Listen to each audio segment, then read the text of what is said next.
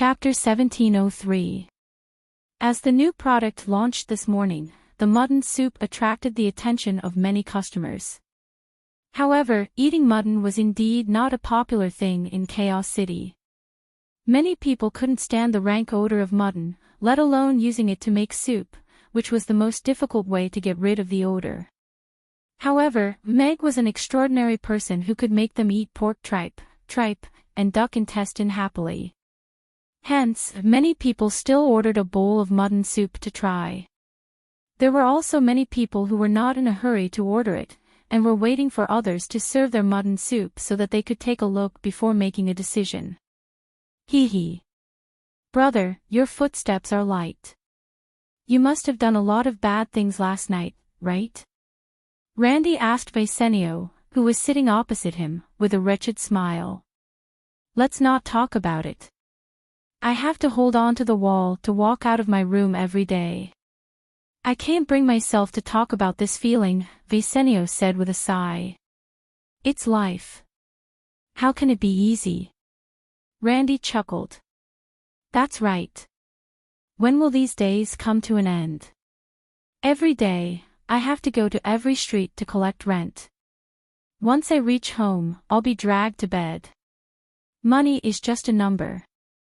I feel so empty in my life. Vicenio looked at the sky with a melancholy expression. Randy's smile froze instantly. He looked at Vicenio's face, and really wanted to punch him. He hesitated, and softly said, Brother, I have a friend who wants to know where to find a rich lady like sister-in-law.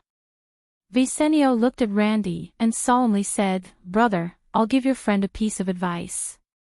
Young people should work hard and create their own things.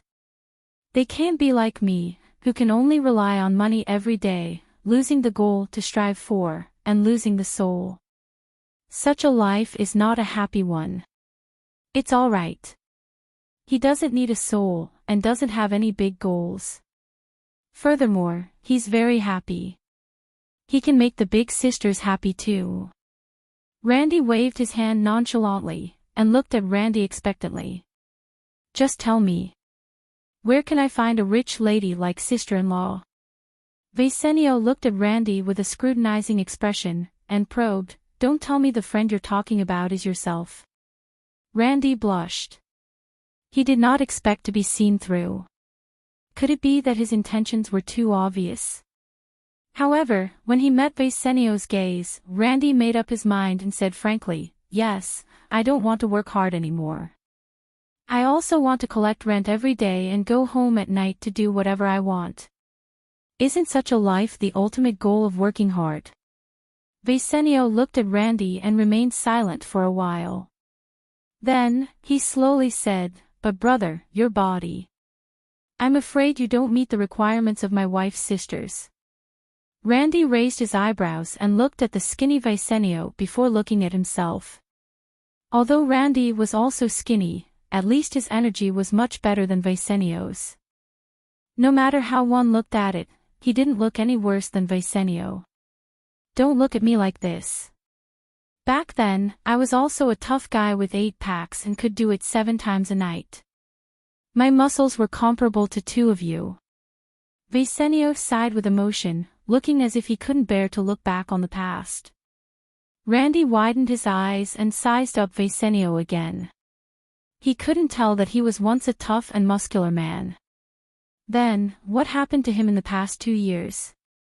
Brother, you'd better work hard. With your body, you'll be squeezed dry in less than half a month, Vicenio said earnestly as he patted Randy's shoulder. All right, brother. I'll tell that friend of mine. Randy's Adam's apple bobbed, and he nodded with an expression of being taught a lesson. He thought of that lady boss on that rainy night again. Compared to those young girls, she was indeed someone who couldn't be fed every day. Here's your mutton soup. Please enjoy.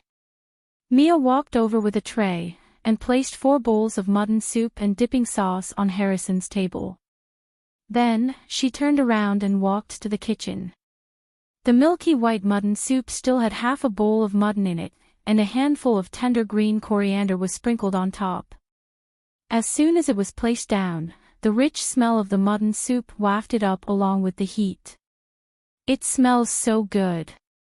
Harrison, who was listening to the sounds of people drinking the soup next door, couldn't help but exclaim when he smelled the fragrance of the mutton.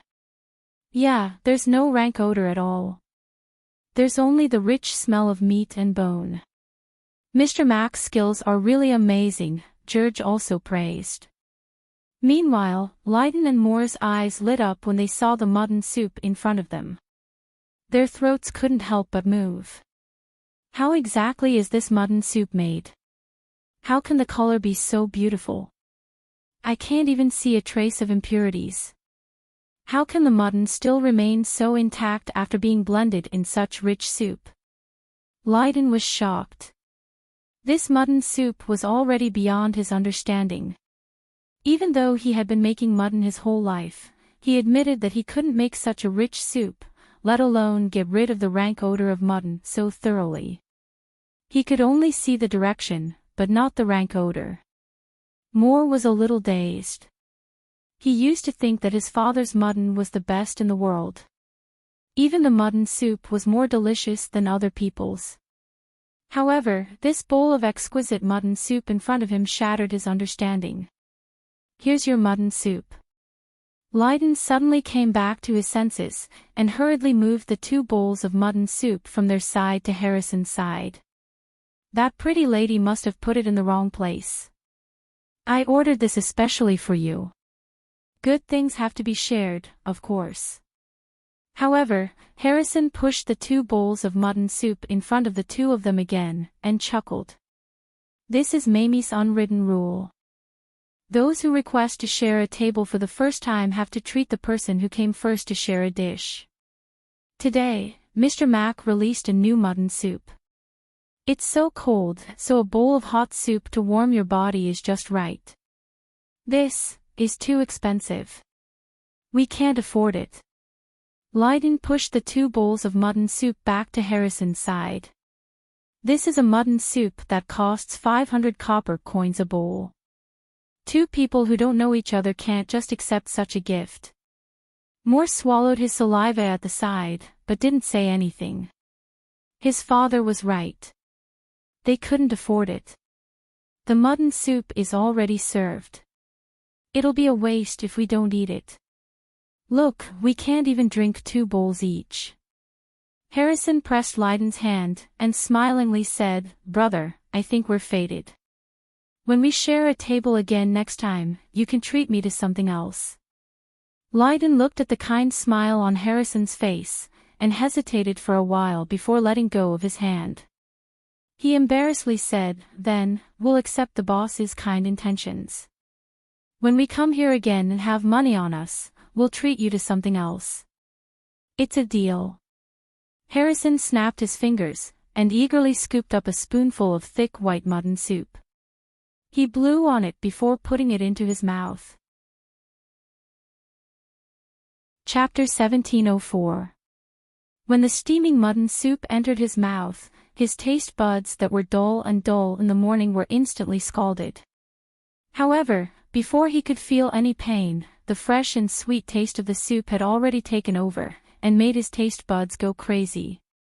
What kind of divine taste is this? Is this really mutton soup? He only tasted the freshness of the mutton, but he didn't taste the unavoidable rank odor at all. The thick bone soup was sweet and pure in texture.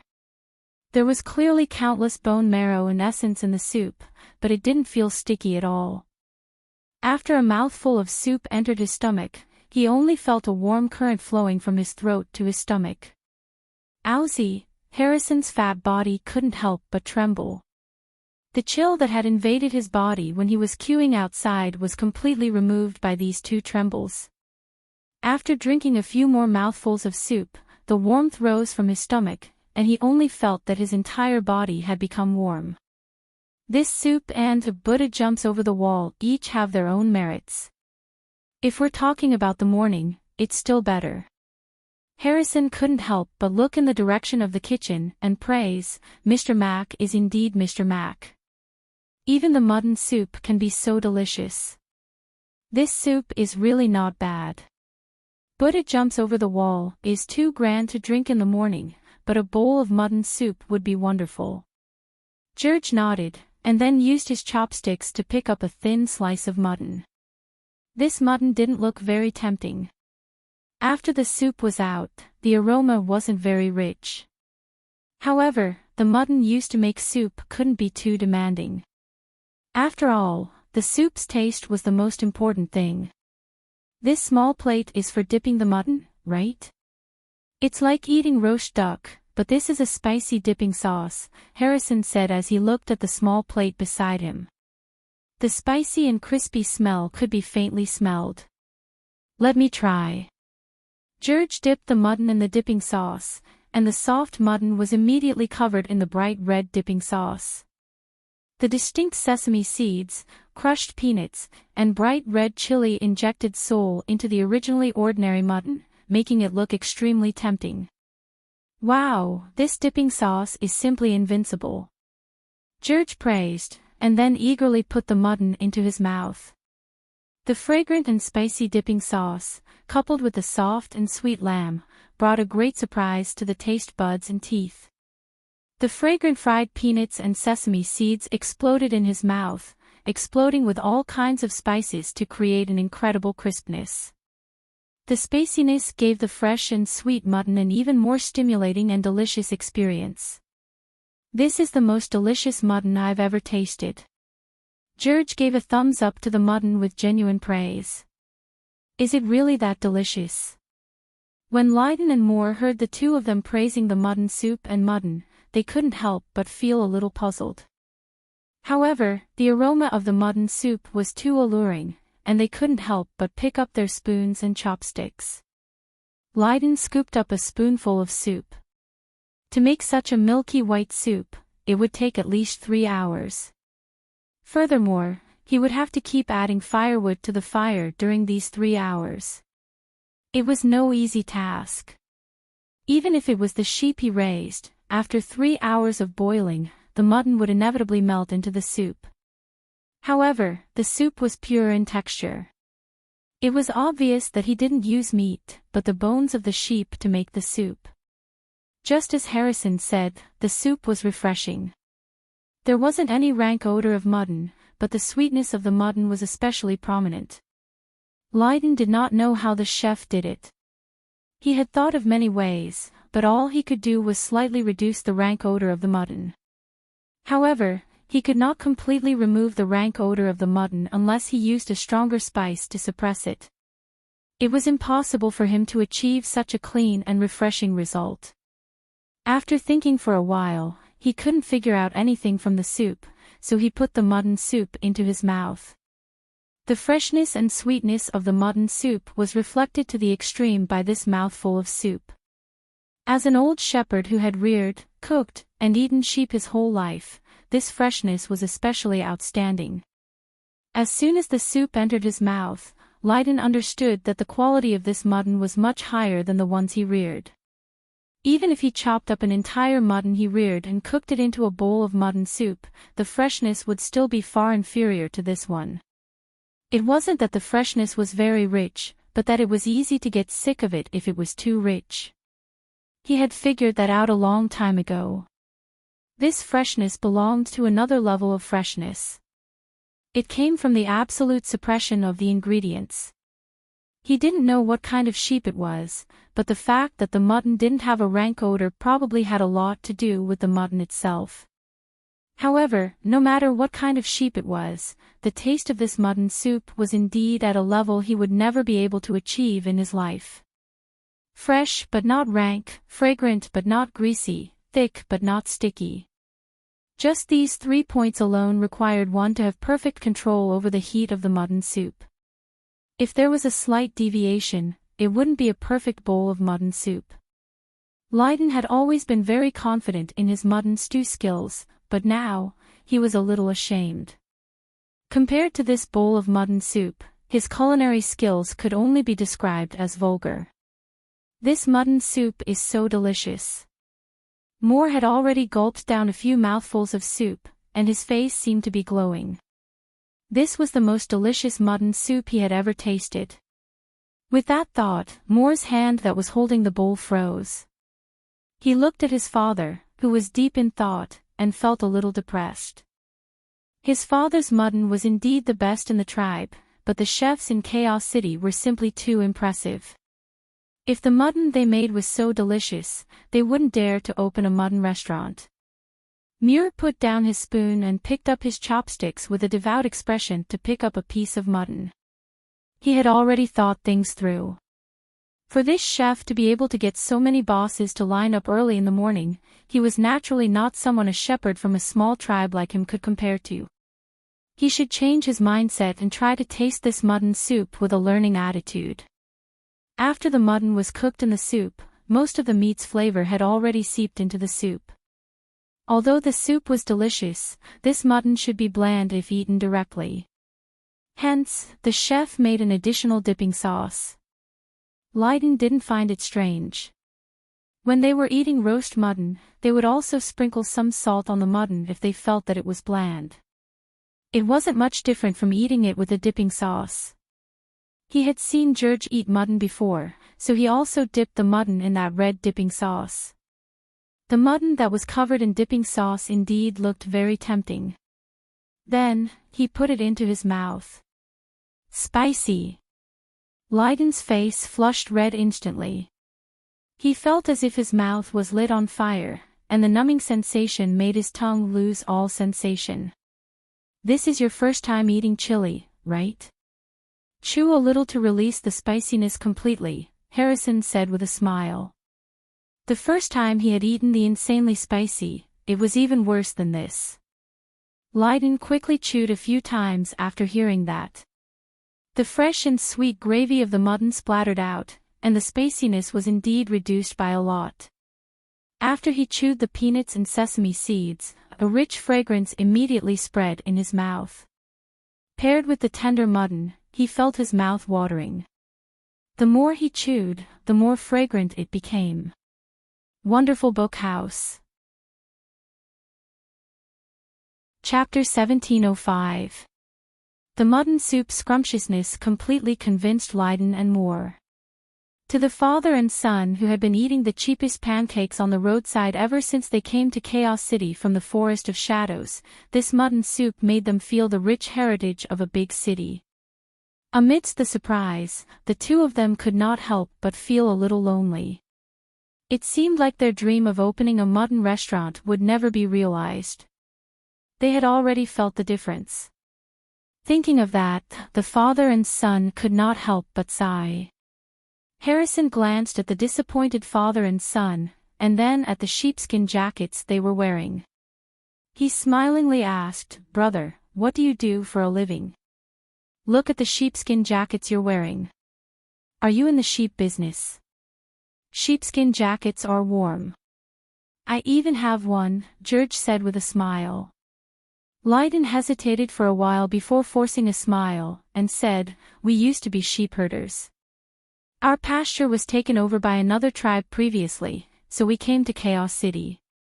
During this time, we've been helping others carry goods to earn money. Our dream is to open a mutton restaurant, but..." Moore pouted at the mutton soup in front of him, and regretfully said, "Father's mutton is not as good." "I see."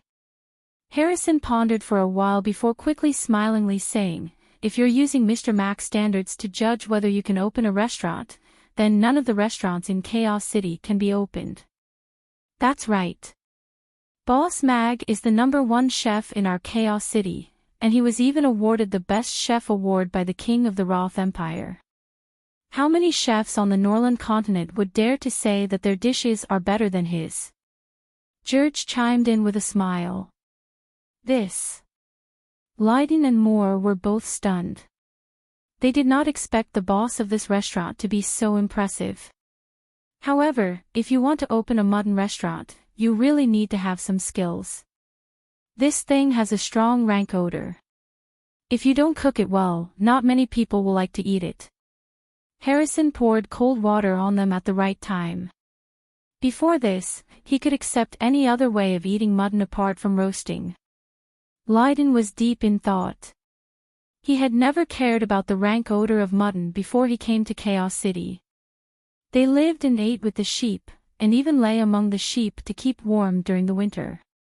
Even if Moore was a little concerned about this, he would only use a few simple methods to get rid of the odor. He wondered if he could meet the requirements of the people of Chaos City. The child is just saying. We've just arrived here, and we haven't decided to open the shop yet. Lydon shook his head with a smile. He was already thinking of backing out. He was just an honest shepherd. How could he know anything about running a business or opening a restaurant? He didn't even have enough money to rent a place to stay, so how could he open a mutton restaurant? He couldn't even afford a sheep. Ding! New mission, Lydon and his son's dream. Please assist Lydon and his son in fulfilling their dreams. After the mission is completed, you will receive a mystery gift pack. Meg's mind suddenly rang with a system notification. Meg, who was busy cooking in the kitchen, was stunned. He frowned and said, Lydon and his son's dream. System, do you think I'm a dreamer? Or a dream realization master? Bringing blissful culinary experiences to the customers and spreading the cooking methods of delicacies is what the host should do as a candidate for the god of cookery. But what does this have to do with fulfilling other people's dreams? Do I have to run up to them and ask them affectionately, tell me what your dream is? Do you think I want to be on the hot search list that much? The mystery gift pack has a certain chance of giving out a physical strength point. Ahem. Then, where's my leather pants? Meg raised his head and looked outside the shop. His gaze swept past the customers and landed on the orc father and son at the table near the entrance. He remembered that the father and son's names were Lydon and Moore. He had specially glanced at their information when he was welcoming the customers in. He just didn't know why they were targeted by the system and chosen as the lucky audience. However, for the sake of the physical strength point, Meg didn't care about the reason at all. Instead, he couldn't wait to stop them and ask them about their dreams and help them fulfill them. Yes, he was such a good person who was willing to help others. Since they asked about their dreams, he would help them fulfill it. Otherwise, what was the point of asking about it? To earn their tears. The whole world knew about their dreams. If they couldn't persevere, wouldn't it be very embarrassing? What did the orc father and son at the door order? Meg asked Mia, who just came in. A sweet tofu pudding, but Harrison ordered 2 mutton soup for them, Mia answered. Meg nodded slightly. He could tell that they weren't very rich, so their dreams might have something to do with money. Within 1 million copper coins, Meg could satisfy all their requests. That was how confident he was when he was rich. However, the two of them only ordered a sweet tofu pudding. Although Harrison ordered a mutton soup for them, he still had to keep a close eye on them in case they couldn't find it after they left. That would be very awkward. Bro, I'm not trying to discourage you. I think you can totally give it a try. Mr. Mac is paving the way for mutton. As long as it's a dish that he's made before, it can quickly become a series of restaurants. If you can make your own specialty with mutton, there will definitely be a place for you in Chaos City's food and beverage scene, Harrison said when he saw Lydon retreating. Harrison quickly persuaded Lydon when he saw that he was about to give up. He was afraid that he would scare off a good chef with just a few words. Yes. The people in Chaos City don't really like mutton now. However, no one used to eat duck intestine and tripe before. Now, the prices of those two things have gone up, George chimed in. Lydon was a little touched when he heard their words. He didn't know how to answer them all of a sudden. Although my father's mutton isn't as good as this mutton soup, it's definitely the best in our tribe. Not only does he know how to roast mutton, but he also knows how to stew mutton. The mutton he stews is very fragrant, Moore said proudly with a nod. Mutton stew. Harrison and George's eyes lit up. I see that you guys have a pot. Why don't we buy half a mutton after breakfast, and get bro to stew a pot of mutton for us? We'll buy the mutton. If the taste is good, you can count on me for the mutton restaurant, Harrison said with a pat on his chest. Count me in. It's right to have a dream. You should support it, George said with a pat on his chest. This. Layton looked at the two of them agitatedly and fearfully. It's settled then. Let's set off after breakfast. Harrison patted Layton's shoulder with a smile. His fried rice and George's youtiao had just arrived, so he ordered a set of Yangzhou fried rice for Layton and his talisman. Wonderful Book House. Chapter 1706. Seeing that Layton and his son had finished eating and were chatting with Harrison, Meg put down the ladle in his hand, and was about to stop them to talk about life and dreams, as well as help them fulfill their dreams. They seem to have gone to buy mutton. I heard Harrison say that he wants to try the mutton stew made by that orc when I was passing by. Mia walked in with a plate, and seemed to have noticed Meg's attention to the father and son. Mutton stew. Meg was stunned for a moment, and missed the best opportunity to go out and stop them. It seemed a little strange for him to leave all the customers in the restaurant and run out to stop them. However, since Harrison had already gotten in touch with the father and son, he did not have to worry about not being able to find them. In any case, Harrison came to the restaurant to eat every day. He basically did not miss any of the 3 meals a day. Mia nodded, and looked at Meg curiously. What's wrong, boss? Is there a problem with them? Nothing. I'm just a little curious. Meg shook his head with a smile. He seemed to have shown too much concern, so he picked up the ladle again and continued cooking. Harrison brought Layton and his son into his carriage, and then brought them to the market. He chose half a lamb, and let Layton choose some ingredients. After discussing the location of the mutton stew with him, he brought him to his factory. There was an empty space in front of his factory, which was usually used to store goods. Due to the snow blocking the road, it happened to be the off-season for the factory, so it was empty. According to Layton's request, it was perfect to build a stone stove. When they reached the place, Harrison and George alighted. He got the orc guarding the door to get some wood from the canteen, and tied Layton and his son up to build the stove. Bro, what do you think? Harrison asked with a smile as he rubbed his hands. Sure. Layton nodded with a silly smile. Alright, you can do whatever you want. This place is mine. You can do whatever you want with it, Harrison said with a smile. Layton removed the large pot that was tied to the luggage and placed it on the stove. He lit a fire underneath and shoveled a pot of snow into the pot to let it melt. On the other side, he began to prepare the mutton. Half a sheep was quickly chopped into pieces by him, similarly using snow to directly wash the blood off the meat. When the snow water in the pot boiled, he threw the mutton into the pot. Then, he threw all the spices he bought into the pot. He took out a branch from his luggage and cut 2 small pieces with a knife and threw them into the pot. He covered the pot and began to stew. That's it. Harrison looked at Layton in surprise. It was a little easier than he had imagined. That seems to be the case. George nodded slightly.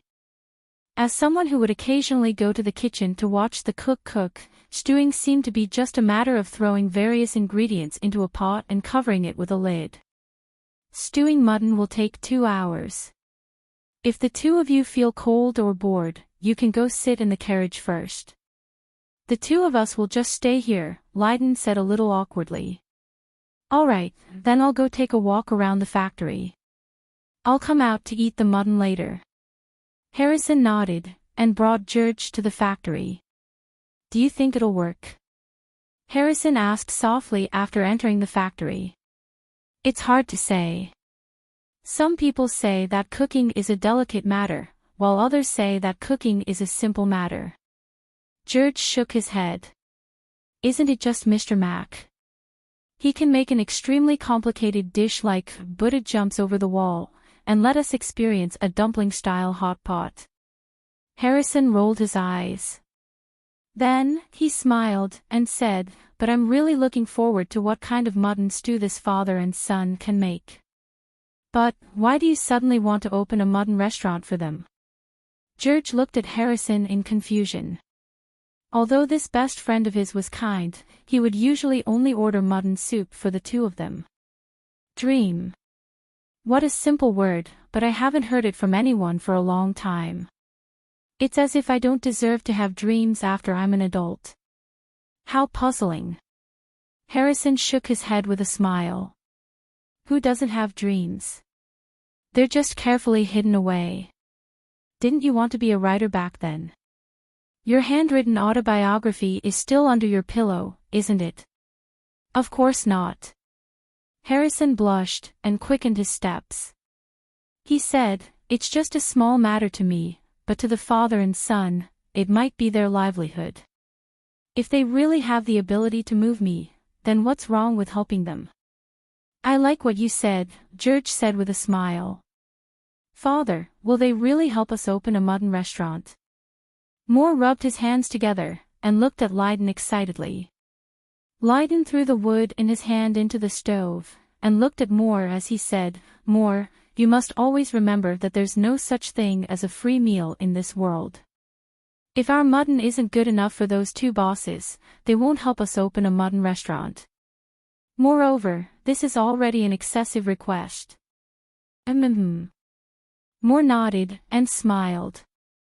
Father, the mutton you make is so delicious. There won't be a problem. I hope so. Lydon looked at the flames dancing under the stove, and his eyes were also shining. 2 hours passed very quickly. The aroma broke through the limits of the pot lid, and began to spread. It smells so good. Harrison walked out of the factory. His eyes lit up when he smelled the aroma, and he could not help but quicken his steps. Yeah, the aroma of this mutton is quite strong. George's eyes also lit up. It had exceeded his expectations. Hearing their praises, Lydon's nervousness eased a little.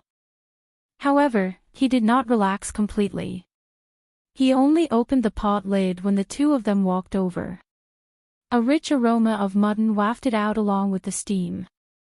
The soup was almost finished, and the mutton's color was bright red and shiny. It looked very appetizing.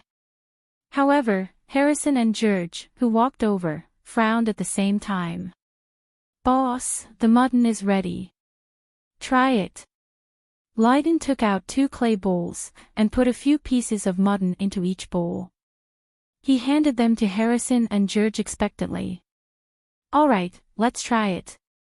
Harrison took the bowl with a smile, and used a pair of chopsticks to pick up a piece of mutton. The mutton was cut into pieces the size of a baby's palm. Compared to the mutton in the mutton soup they had in the morning, it was bold and unrestrained. The color was rather enticing, but the smell of mutton could not be hidden in the aroma. Harrison took a bite of the mutton. The mutton was soft but not mushy. It had a wonderful texture, and all sorts of spices were added to bring out the freshness of the mutton. It was much better than the mutton stew he had eaten in the past. However, the smell of mutton was like a curse that could not be dispelled. No matter how hard Harrison tried to force himself to ignore the smell, he still could not immerse himself in this mutton dish. George's expression was similar. To a qualified foodie, a slight flaw could be ignored, but a taste that affected the experience was definitely not something that could be ignored. The two of them still finished the mutton in their bowls. Boss, how is it? Can we open a mutton restaurant? Moore asked the two of them expectantly. Since the two bosses had finished the mutton in their bowls, it meant that they should like the mutton his father made very much. Lydon's expression also had a tinge of anticipation amidst his nervousness. The mutton is quite delicious. It's more delicious than any mutton stew I've eaten in the past. The color of the meat itself is very good, and the texture of the mutton is also very good. The ratio of spices is very good, and the saltiness is just right. The flavor of the mutton is very delicious, but... Harrison looked at the two expectant men, and chose his words carefully. The smell of mutton doesn't seem to have been handled very well. It will cancel out all the good points of the mutton. If it's to this extent, even if we open a mutton restaurant, I'm afraid it will be very difficult to accumulate customers. How can that be? Moore's expression collapsed instantly. He looked at the steaming mutton in the pot in disbelief. Although Lydon was also a little disappointed, he quickly apologized. I'm sorry. I'm not good enough. I'm sorry. I'm a person who says what's on my mind. I have to say what I have to say. Harrison was a little embarrassed, but also a little helpless. Why don't we go and ask Mr. Mack? George asked. Wonderful Book House. Chapter 1707. George and Harrison claimed to be gluttons, but their standards were only limited to eating. It would be too difficult for them to teach Lydon and his son how to remove the rank odor of mutton stew and make it a dish that the residents of Chaos City loved. Harrison's eyes lit up when he heard George's words. He clapped his hands and said, "Yes, let's go look for Mr. Mack." Mr. Mack. Lydon was puzzled. He suddenly thought of that restaurant in the morning, and uncertainly asked, could it be the boss of that restaurant in the morning? Yes, it's the boss of Mamie's. Harrison nodded.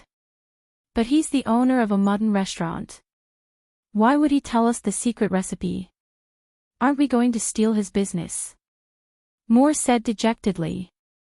He did not agree with Harrison's and George's suggestion at all. It's not good to ask for the recipe like that. Lydon shook his head. He wanted to open a mutton restaurant because he saw that Mamie's mutton business was doing well. It would be too shameless of him to ask for the recipe of mutton stew. Little friend, Mamie's is not some mutton restaurant. It's a temple of delicacies.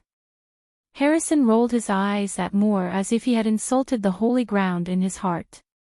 Also, does Mr. Mack still have to worry about anyone stealing his business? You don't know how many customers line up outside Mamie's every day, but can't get a bite. Even if there are 100 mutton restaurants next to it, there will still be customers lining up to eat his mutton stew that costs 500 copper coins a bowl. How can anyone imitate that taste and standard? Mr. Mack is a very good person. Besides, we're not going to ask him for the recipe of mutton stew. We're just going to ask him for advice on how to remove the rank odor of mutton. I believe he'll be willing to guide you, George said with a smile. Back then, something happened to my wife's pregnancy, and Mr. Mack specially made a month's worth of mutton stew for me to bring back. That was how she gave birth to my daughter. Lydon and Moore were speechless. They did not expect that boss to have such a history. But we're not familiar with him at all. Wouldn't it be too abrupt to look for him like this? Lydon was still a little hesitant. Previously, he had a culinary duel with Master Harris. After he won, it was said that he really took Master Harris in as his disciple, and taught him the dish husband and wife long slice. Mr. Mack's character is not to be doubted if he can be so lenient to his opponents who came to provoke him, George retorted. Then he must be a broad-minded person, Lydon praised. If it were him, he might not be able to do so. Let's go. We'll bring this mutton to Mr. Mack. We'll let someone more professional evaluate it and give more professional suggestions.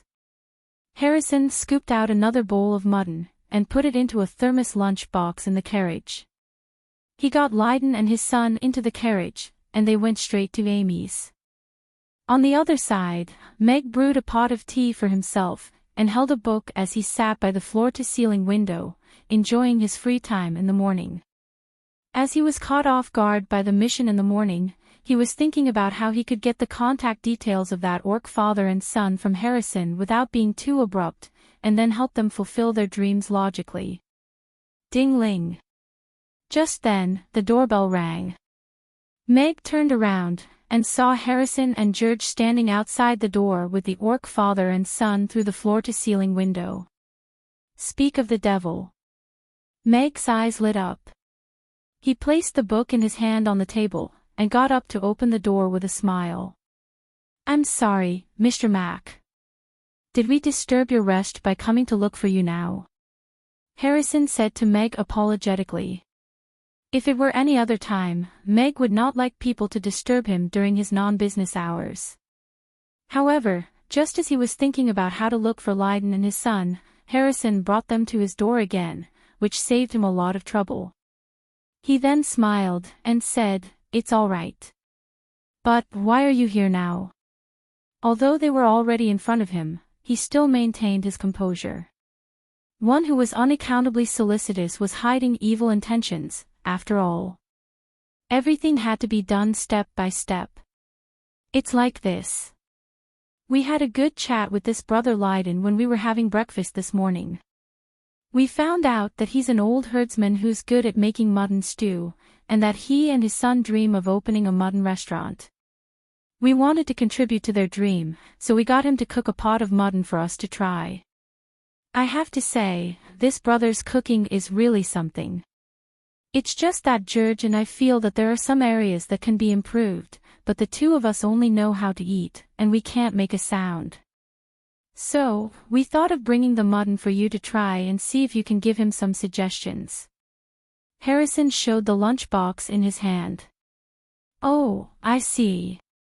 Meg was deep in thought. So, Lydon and his son's dream was to open a mutton restaurant.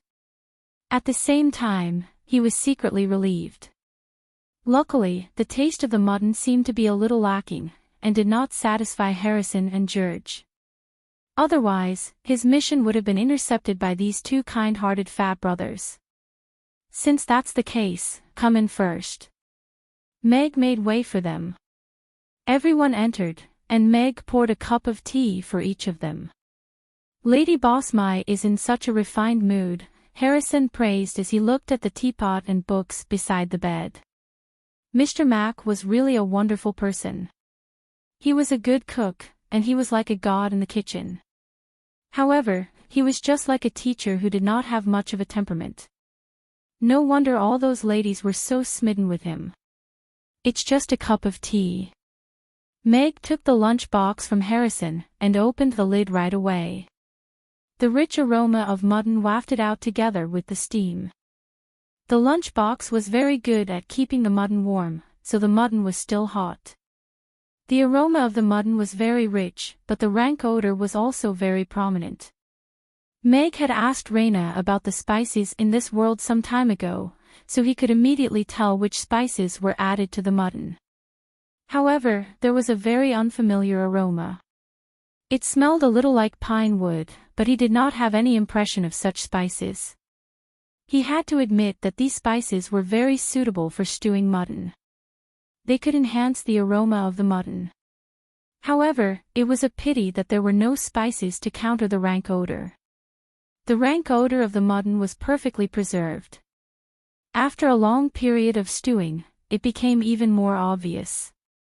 Meg poked the mutton gently with his chopsticks. The chopsticks pierced through the mutton easily, but the mutton did not fall apart directly. It maintained a very good balance. Meg picked up a piece of mutton and examined it carefully. The mutton was bright red in color, and looked very appetizing. Then, Meg took a bite of the mutton. Ugh, he threw up. Chapter 1708. Meg had always thought that his tolerance towards food had increased a lot after coming to this world, and that he could completely adapt to the impact of food from different dimensions, and accept their strengths and weaknesses. However, he still seemed to have overestimated himself. Hence, when that mouthful of mutton entered his mouth, and the rank odor rushed to his head, he still could not control his mouth, and spat it out. The restaurant fell silent instantly. Harrison and George widened their eyes in shock and embarrassment. Lydon blushed, and lowered his head. He was so embarrassed that he did not know where to put his hands. Moore, on the other hand, clenched his fists, and glared at Meg angrily. Meg was also very embarrassed. This had indeed exceeded his expectations. Such a scene should not have happened. If it had been in his previous life, he would have left on the spot if any restaurant dared to serve such a dish of mutton to him. However, he could not do that now. This was his restaurant. Moreover, this was someone who knew that he was not good enough, and specially brought the mutton to ask for advice. It did not fit the situation. This. Meg put the half-piece of mutton back into the bowl, and took a piece of tissue to wipe the corner of his mouth. His expression had already returned to normal. He looked at Lydon and frankly said, "This is indeed a terrible mutton stew." Harrison and George were both sweating profusely. They looked at each other, and suddenly wondered if it was the right choice to bring Lydon and his son to Mr. Mack's place. Lydon saw that Meg's expression was sincere without any sarcasm, and also nodded. "Yes, compared to Mr. Mack's mutton, this is indeed terrible. There's no need to compare with me. I made mutton soup, and you made mutton stew. They're two completely different dishes." Meg shook his head, and smilingly said, "However, even if it's mutton stew, if the rank odor is so strong, ordinary people would not be able to accept it unless they're customers with very strong tastes." "How can that be? Father's mutton is clearly very delicious," Moore said indignantly with reddened eyes. "Even if this fellow was a great chef, how could he spit out the precious mutton?" "Moore, you have to respect the person who's teaching and advising you," Lydon said seriously, glaring at Moore sternly. "Yes." Moore's countenance changed slightly, and he immediately lowered his eyes and stood at the side. "The child is still young. Please continue," Lydon said apologetically. "It's fine.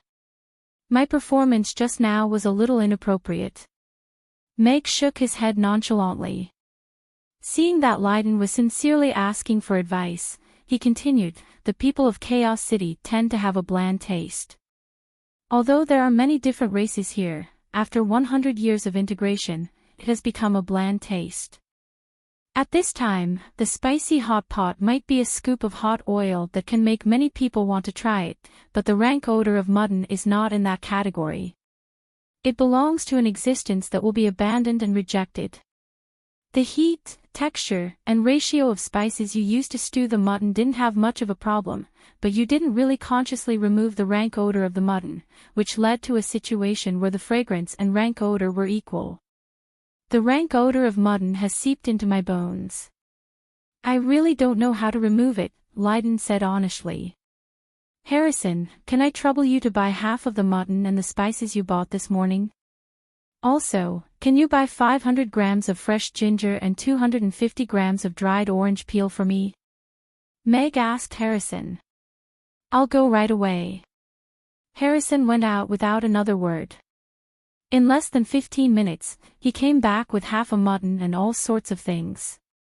It's actually not difficult to remove the rank odor of mutton, but I'm afraid most people don't know about it. Let me show you. Meg carried that half a mutton into the kitchen, and Lydon was allowed to follow him in. "Thank you." Lydon quickly followed.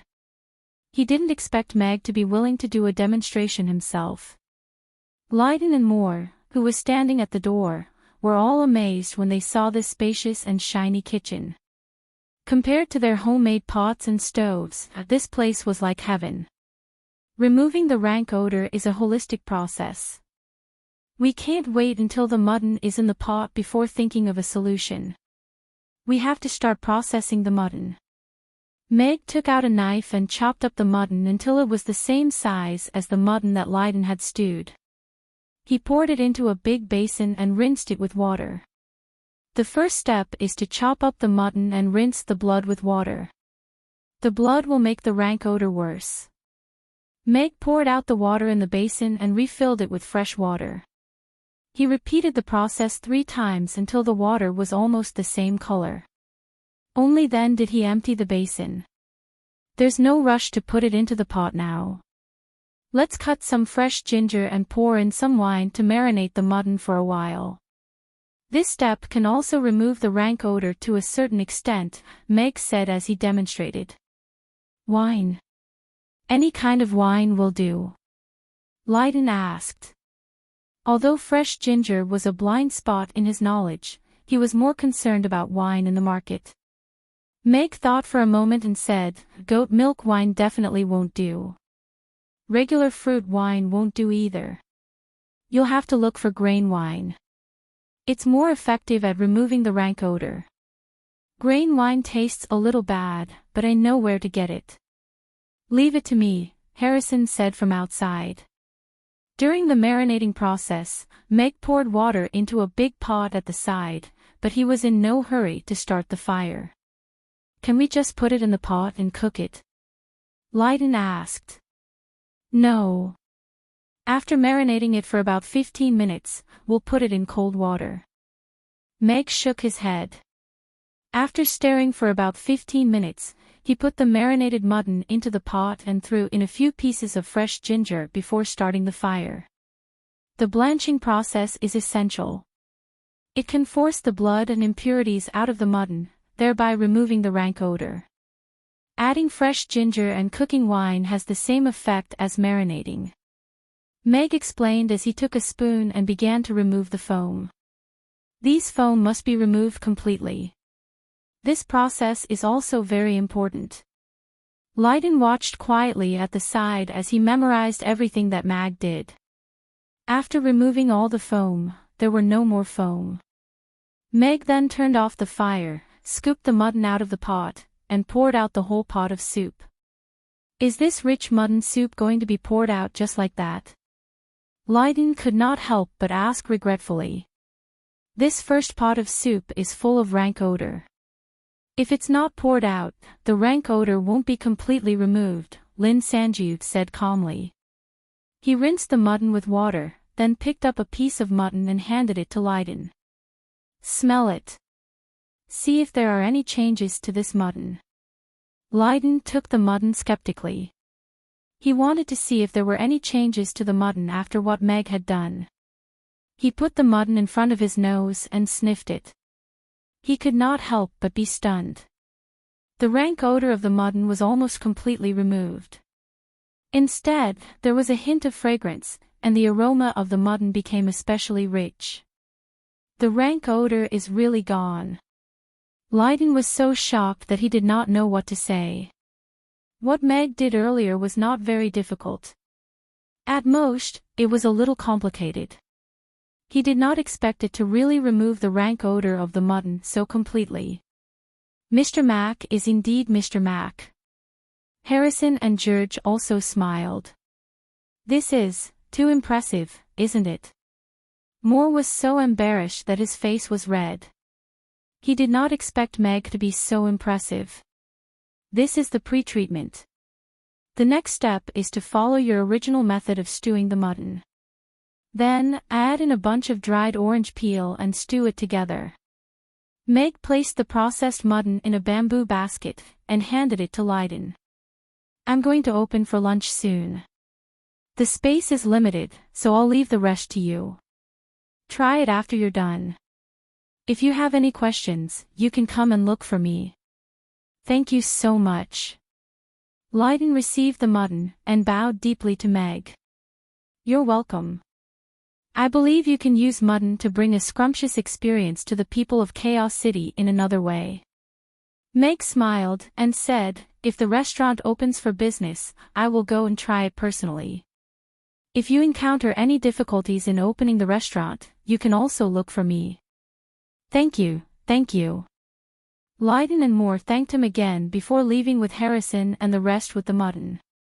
It's quite interesting to share. Meg sat down by the window again, and watched Harrison and the rest leave in the horse-drawn carriage with a smile. Wonderful book house.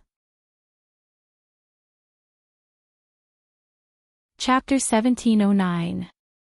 In the carriage, Harrison clicked his tongue in amazement as he held a piece of mutton, and said, "The rank odor of the mutton is really gone. The aroma of the mutton has become richer. Although it hasn't been officially cooked yet, I'm no longer averse to this smell. Mr. Mac is indeed Mr. Mac. His breadth of mind is not something an ordinary chef can compare to," George said. George lamented. Not everyone could share their experiences with others so selflessly.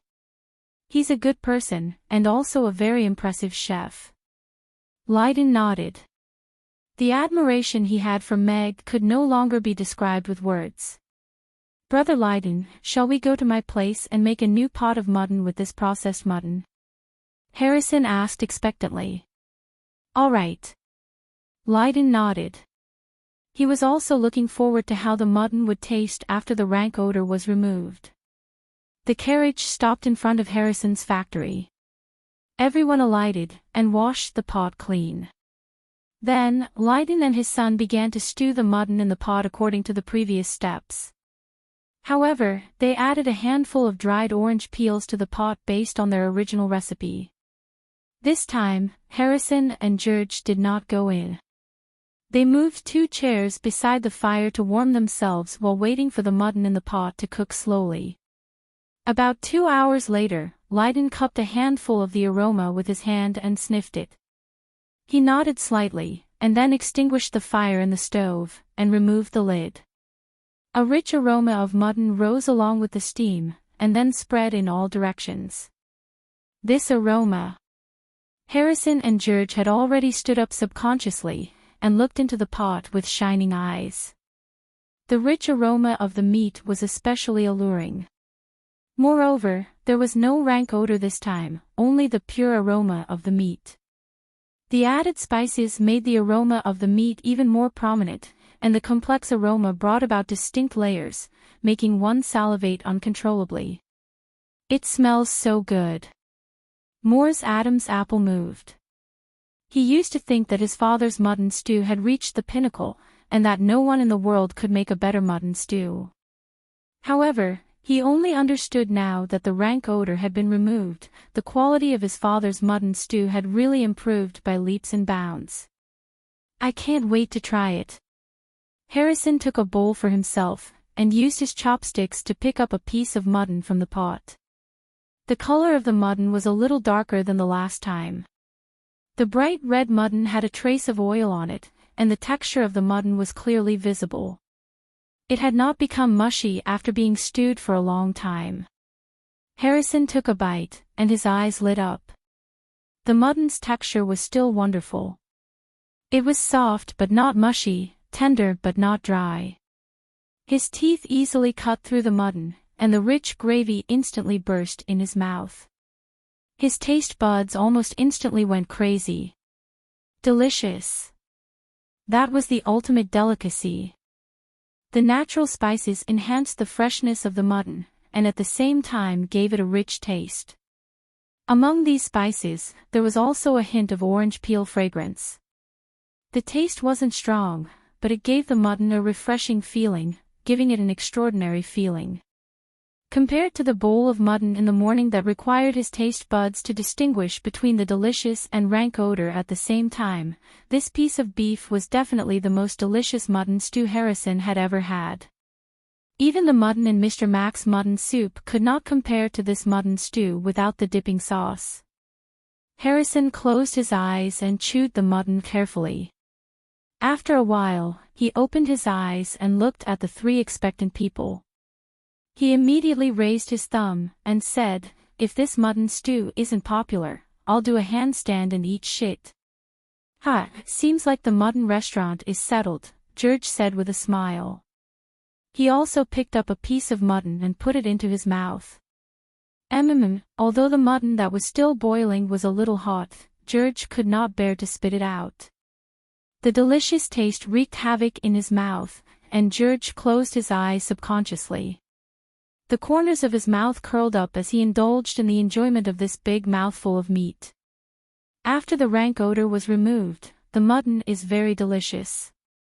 The remaining rank odor should have been absorbed and neutralized by the orange peel that Mr. Mac guided. I really can't taste any rank odor at all.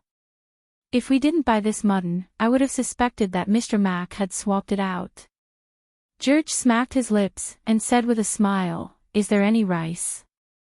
I think I can eat 3 bowls of this mutton stew. Go to the cafeteria and see if there's any rice left. Bring us a pot," Harrison said to the coachman. The coachman agreed, and quickly walked into the factory. Lydon looked at Harrison and Julian, who still wanted more, and smiled. It seemed like the 2 bosses were really satisfied this time. "Brother, you guys try it too. This mutton is really reborn." Harrison took 2 pairs of chopsticks and stuffed them into Lydon and his son's hands. "It's so delicious." Moore tried a piece of mutton, and almost chewed his tongue off. The rich fragrance of the meat, the mesmerizing taste, and the fragrance lingering in his mouth all amazed him. It was the same mutton stew, but the quality of this pot was countless times more delicious than all the mutton stews his father had made in the past. The rank odor that he had once ignored was now like rat poop in his mind. It was intolerable. Lydon ate a piece of mutton, and fell into deep thought. He did not speak for a while. "Brother, what's wrong?" Harrison asked concernedly when he saw that Lydon did not speak. "Nothing. I'm just a little ashamed." Lydon shook his head. "In the past, I always thought that I was the best mutton chef in the tribe, but now I understand that it was just self-consolation. Only a chef like Mr. Mac can be called a chef." "That's where you're wrong. It's already very impressive for a chef to have a good dish. A chef like Mr. Mac who can do anything is a genius that only appears once in 1,000 years. You'll be suffering if you compare yourself to him." Harrison shook his head with a smile. He patted his chest and said, "With this mutton stew, I can guarantee that we can open a mutton restaurant together. It'll definitely be popular." I'm afraid I can't." Lydon was still not very confident. "Both of us trust your culinary skills, and we trust our mouths. As long as you can guarantee the quality of this mutton stew today, both of us will fork out half of the money and open a mutton restaurant together with you. You'll have half of the shares, and I'll split the remaining half between him and me." George patted his chest confidently, and then looked at Harrison. "That's not a problem, right? It's exactly what I thought. You don't have to worry about opening the restaurant. Just leave it to the 2 of us. You just have to hone your culinary skills during this period of time, and make sure that every pot of mutton tastes the same. Then, we'll open for business right away," Harrison said with a nod and a smile. "Father, I think that's a good idea. If you let the 2 of us save up to open a mutton restaurant, we don't know when we'll be able to do it," Moore persuaded when he saw that Lydon was still hesitating. Lydon looked at the encouraging gazes of the 3 men, and hesitated for a while. Then, he nodded and said, "All right, then we'll do as the 2 of you say. However, I can't take half of the restaurant. This mutton stew can only be so delicious because of Mr. Mac's recipe. I should at least give half of it to him." Chapter 17:10. This place seems a little strange. Barbara followed behind Irina as they walked along the pitch-black tunnel. She felt that the surroundings were so eerie that it gave her goosebumps. She quickly caught up with Irina, and only felt a little more at ease when they were within the range of the holy light. After breakfast this morning, Irina brought her out of Chaos City to this place that was filled with thunder and lightning. They even found a hole to crawl into, and came to this eerie place. "Don't be scared. There are really ghosts here," Irina consoled. Barbara felt even more panicked. She quickly quickened her steps, and was almost sticking to Irina's back as she walked. The pitch-black tunnel seemed to have no end, and that made the tense Barbara even more nervous. She suddenly regretted agreeing so readily last night. Compared to this place, serving dishes in the restaurant was indeed more reassuring. Scared? Irina stopped in her tracks, and turned back to look at her with a hint of a smile. Barbara raised her eyebrows. How could she say that she was scared in front of her idol? She widened her eyes, and decisively said, "How could that be? I'm not scared. It's good that you're not afraid. There are still many terrifying things ahead." Irina smiled sweetly and continued forward. What's ahead? What could make big sister Irina feel scared? And it has something to do with ancient spell formations. Barbara couldn't help but let her imagination run wild. Bam, bam, bam. Right at this moment, a sound suddenly came from the pitch-black tunnel in front. What's that? Barbara jumped forward in shock, and her head bumped into Irina's back, making a loud thud. We're here. Irina glanced at Barbara with a smile. The holy light shone at the end of the tunnel, and a huge stone door appeared in front of them. That terrifying huge mural was also fully displayed in front of the two of them. It's so scary. Barbara only raised her head to take a look before her legs went soft. She hugged Irina's thigh and couldn't help but tremble. What kind of terrifying monster was that on the mural?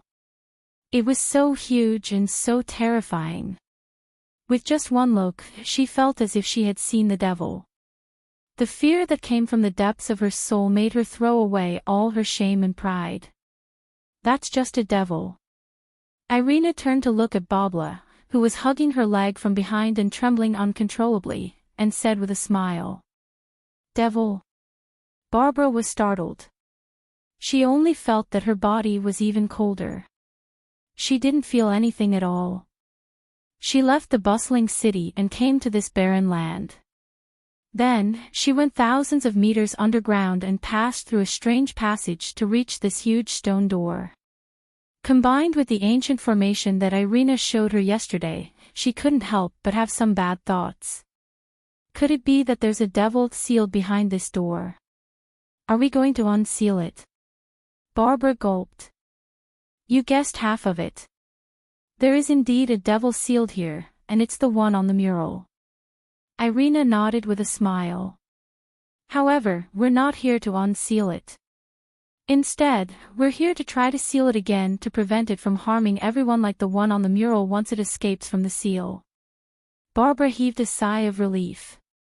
She didn't want to become the devil's vassal and accomplice. However, she quickly recovered and looked up at Irina in shock and fear. The devil on the mural is sealed behind this stone door. Yes. Irina nodded. We are going in. Yes. Can I refuse? I'm not ready yet. Barbara shook her head pitifully. No, so far, only you can understand those ancient runes. Irina shook her head slightly, and bent down slowly. She looked at Barbara with a cold smile, and said, You're the one who's looking for it now. When it breaks through the seal, it'll come looking for you. Imagine those tentacles full of eyes squeezing through your door and wrapping around your body. Tentacles full of mucus. What? Barbara was scared to tears on the spot. So fragile. Irina stared blankly at the sobbing Barbara. Soon after, she stroked her head with a smile, and said, Let's go. What we have to do is to prevent this from happening. We have to reseal it before it breaks out of the seal so that we can buy more time to find a way to kill it. Barbara slowly stopped crying after being comforted by Irina. She let go of Irina's thigh and got up. She pouted and said, Before this, I thought that demons were the scariest race in the world. But compared to this devil, they look too kind. That's because you haven't seen an ugly demon. There are many more ugly ones. Irina smiled. When there's a chance, I'll take you to the Demon Islands to broaden your horizons. No, I don't want to. Barbara shook her head like a rattledrum. She looked at Irina with fear in her eyes. This idol was completely different from what she had imagined. Let's go. Let's see what's going on inside. Irina took out a foldable chair from somewhere and flung it onto a protruding stone pillar that was dozens of meters high. The heavy wooden door then began to open slowly. Irina took the lead and walked in. Barbara hesitated for a moment, but still quickened her footsteps to catch up. She was afraid that she would be left alone outside. Once they entered, Barbara immediately hid behind Irina and closed her eyes tightly. Crassus and Julian, who had been here for a day and a night, looked a little tired. Novin was studying the spell formation seriously in a corner. There were only 3 people in the huge cave. After hearing the sound of the door opening, everyone greeted Irina, and their gazes landed on Barbara, who was behind Irina. Isn't this the waitress from Mr. Mac's house who serves dishes? Why did you bring her here? Crassus asked, puzzled. Didn't you say that you gathered all the spell formation masters in Chaos City? Why are there only the 3 of you? Irina asked. I showed them the spell formation. The spell formation is too ancient, and no one can understand it. That fellow can subtly influence one's state of mind. Even Crassus almost fell for it, so I didn't let them enter the cave, Novin answered. Yes, that fellow is a little strange. Crassus nodded with lingering fear, and asked, why did you bring this little girl here? Unfortunately, she might be the only person we can find who can understand this spell formation.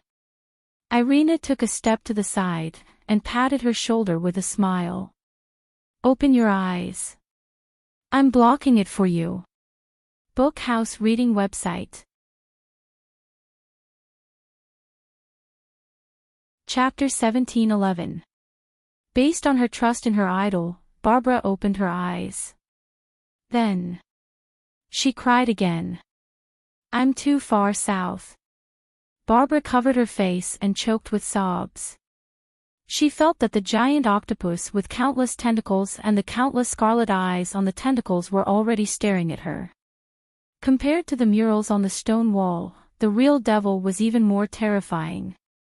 That indescribably huge body, countless giant tentacles, and the countless scarlet eyes on the tentacles all showed how terrifying it was. Little girl, don't be afraid. There are so many of us here, although we can't defeat it even if we join forces. Crassus looked at Barbara with a smile and said, however, isn't there a seal here? That fellow can't come out. Silly, I'm just increasing your psychological endurance. This fellow can absorb and control people's souls. You're the weakest, so you're the easiest target. Irina came forward and held Barbara's hand. She wiped the tears from the corners of her eyes and said in a gentler voice, if you can't overcome your fear and face it head-on, then I can only take you away from here. Barbara slowly put down her hand and looked at Irina, who was looking at her with a doting expression. Her face instantly turned red. She actually cried twice in a row. And it was in front of Irina. No. I definitely can't be looked down upon by her. Barbara gathered her courage again, clenched her teeth, and looked in the direction of the seal. Kiki, that terrifying octopus monster let out a terrifying low roar. Its tentacles slapped the seal array formation, causing the golden light wall to vibrate as if it could break at any time. Barbara stared at that octopus monster for a while, and the feeling of fear gradually subsided.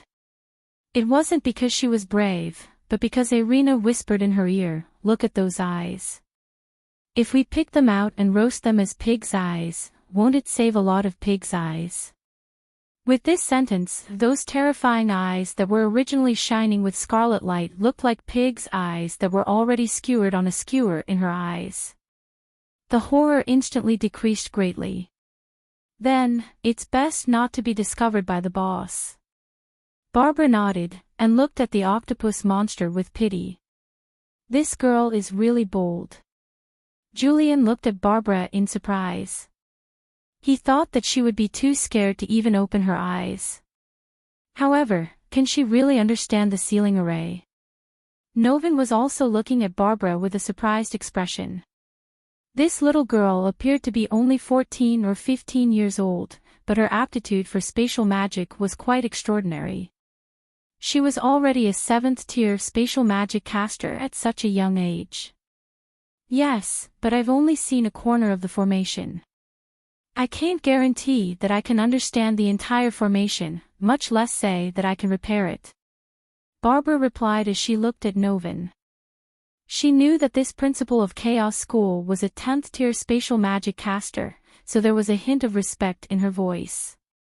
Novin's eyes lit up, and he nodded as he said, "That's all right.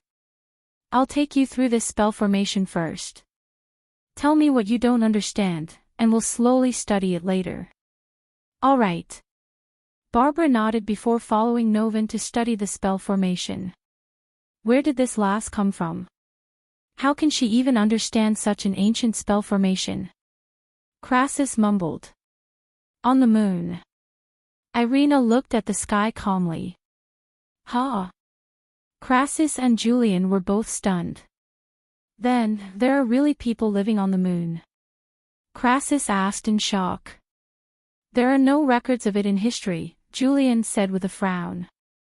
"She claimed to be from the Moon Nation, and was the princess of the Moon Nation. She repaired an ancient spell formation, and came to the Norland continent by accident."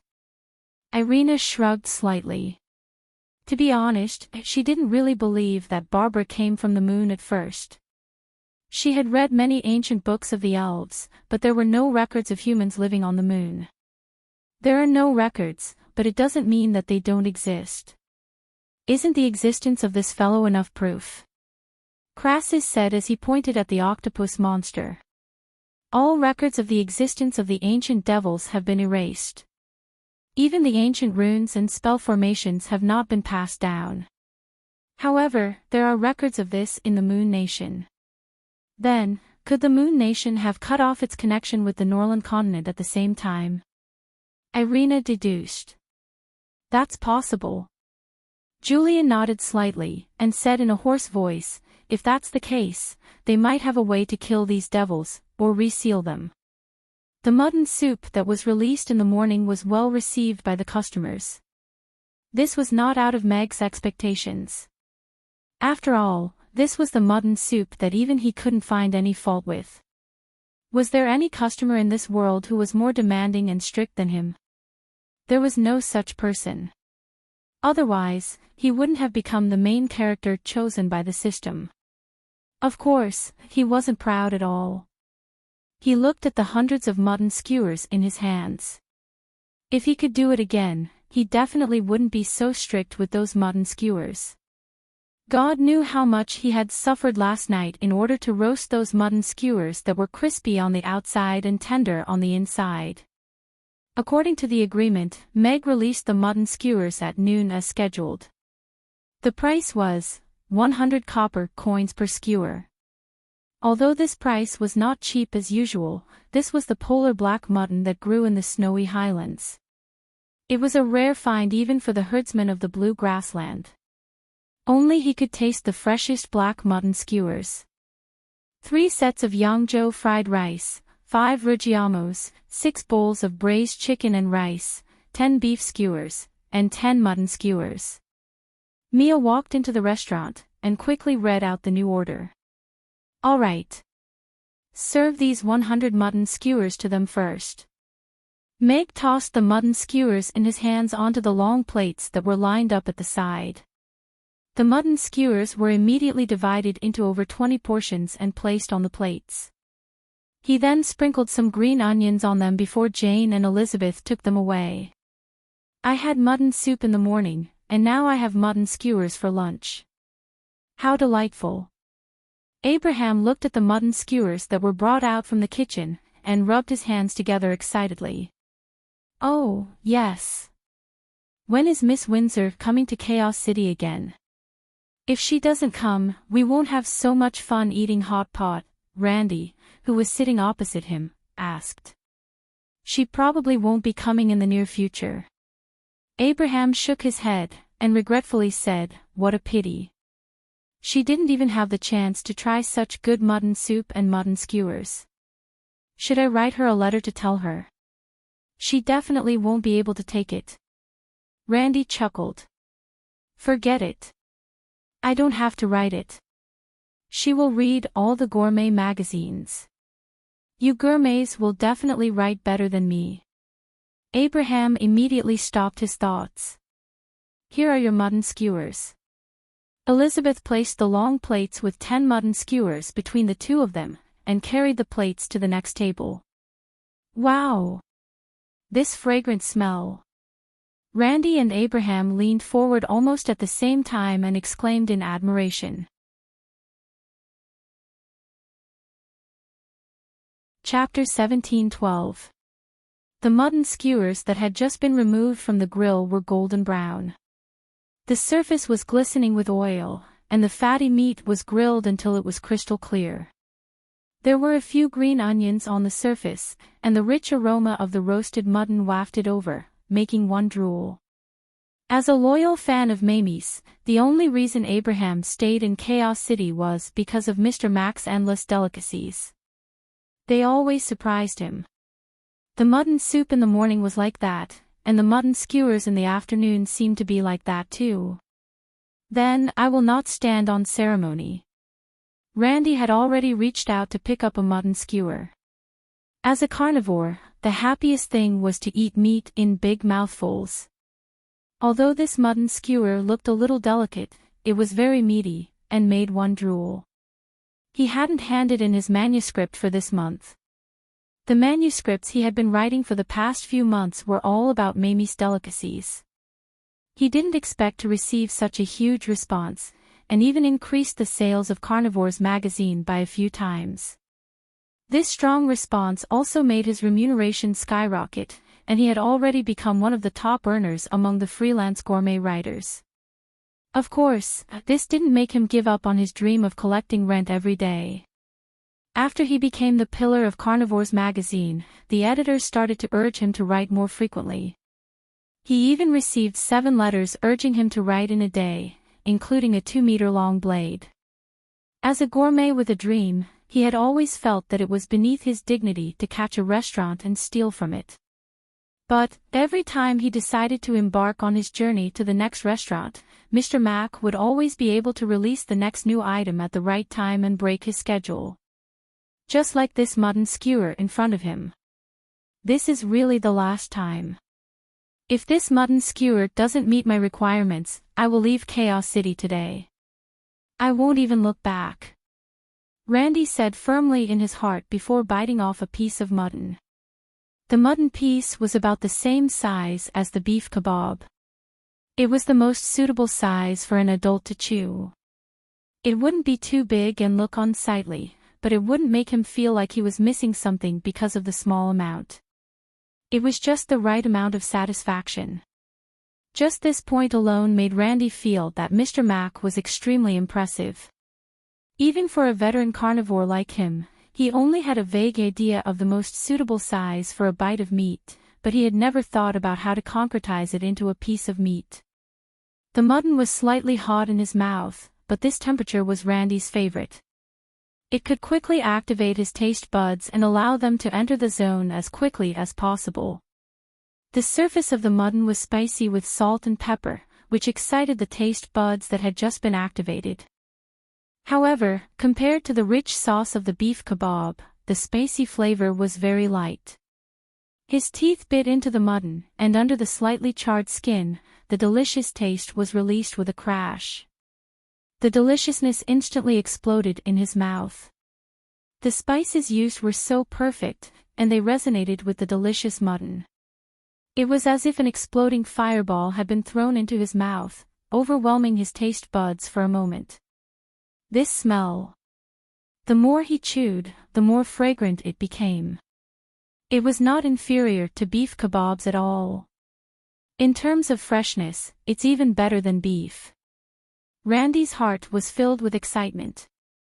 This was really incredible.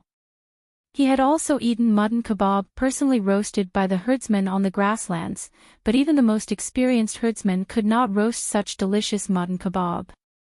The perfect control of the fire, the perfect ratio of spices, and the amazing texture and taste of the mutton were all indispensable to create this unique and delicious mutton kebab. "How is it, Gourmet?" Abraham asked with a smile. He had already picked up a mutton kebab in his hand. From Randy's intoxicated and stunned expression, he could infer that this mutton kebab would definitely not disappoint him. "It's quite amazing." Randy only said 4 words, and could not wait to take a second bite of the mutton. Then, he had an intoxicated expression as he enjoyed the taste of the mutton. "Looks like Amy's has another delicacy." Abraham smiled as he took a bite of the mutton. The delicious taste bloomed in his mouth, and his eyes lit up. The spices were just decorations. The original taste of the mutton was maximized in this mutton kebab. The fresh and sweet taste made one unable to believe that this was mutton, and the balance of fat and lean brought about a great sense of pleasure when chewing. The mutton was not dry at all. After finishing the mutton kebab, Randy put down the bamboo skewer in his hand as he lamented, "I've decided. This issue of Mediterraneanism will use this mutton kebab as the source material. Mr. Mac is really a treasure chest for my source material." Abraham picked up the second mutton kebab with a smile, and said, "You really don't give your peers a chance at all." Randy took a bite of the mutton, and said with some melancholy, "What I'm worried about now is that as Amy's continues to become more and more famous, more and more gourmets will come here to eat and find inspiration. Then, this meal will become more and more unpalatable." Abraham rolled his eyes, and said, "As gourmets, you should be looking for delicacies for your customers. It's not good to always stay in the same place and write about the same restaurant. I've been to many places in the first half of my life, and I've been to all the territories of the 7 major races. But if we were to talk about the food that left a deep impression on me, I've never eaten as much at Amy's." Randy sighed. "Don't you think that's infuriating? Then, wouldn't the gourmets who started from Amy's be the chosen ones?" Abraham said as he chewed on the mutton. "That would be the lucky ones who were born with a luminous pearl in their mouths. Actually, if another gourmet were to write about the same dish in the same restaurant, they would be able to write a different feeling and story. Therefore, I believe Amy's will become the most famous restaurant on the Norland continent, and will definitely leave a mark in the history of Norland continent's cuisine. I only hope that Mr. Mac's innovative cooking methods can be spread more widely and be passed down by the future generations," Randy said with a smile. "That's a good idea," Abraham said as he looked at Randy with admiration.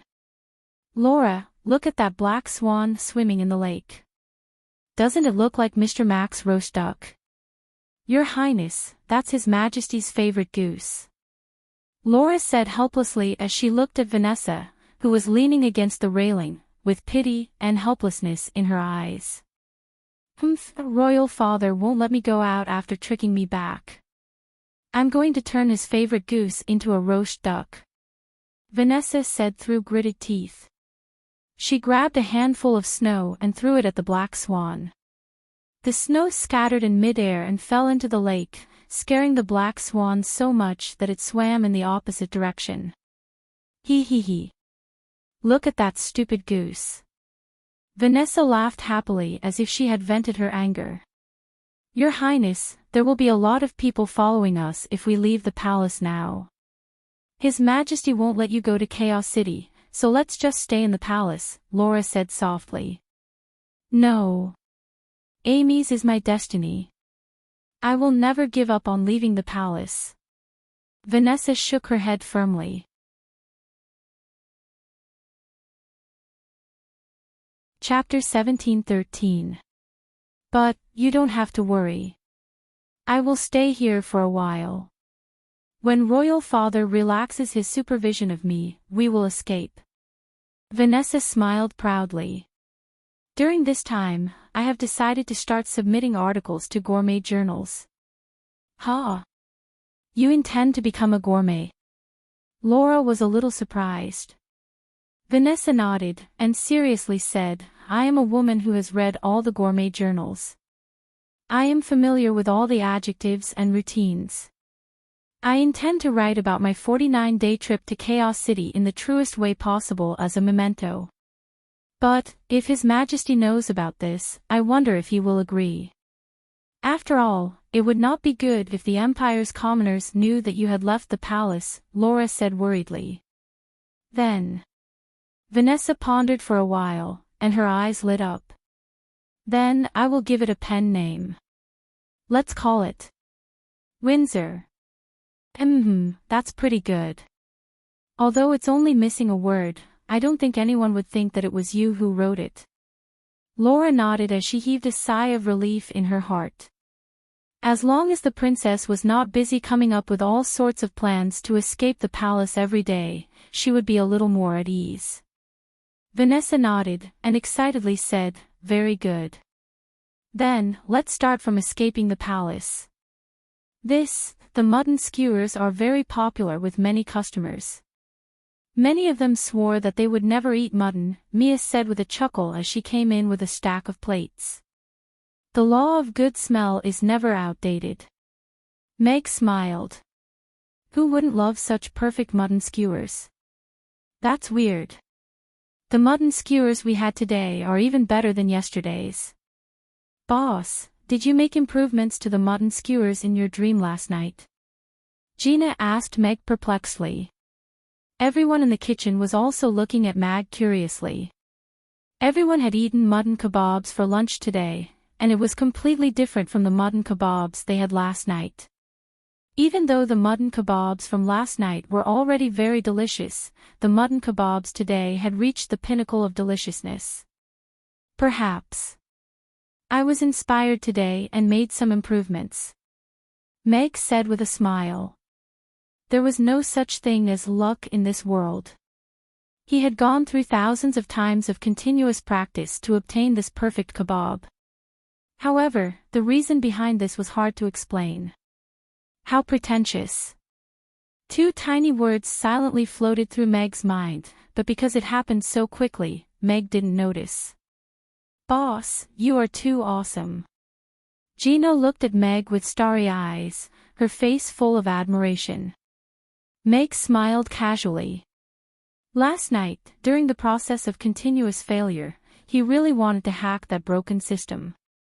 After the busy lunch hour, Elizabeth cleaned up the dining hall with magic. Everybody said goodbye and left. Meg went upstairs and changed his clothes. He left the city and went straight to the Thunderbolt mountain range. He was a little worried about the situation there. The seal of the Doomsday Dominator was not very stable. If it broke through the seal and rushed out, it would be terrible. Young Master. Young Master.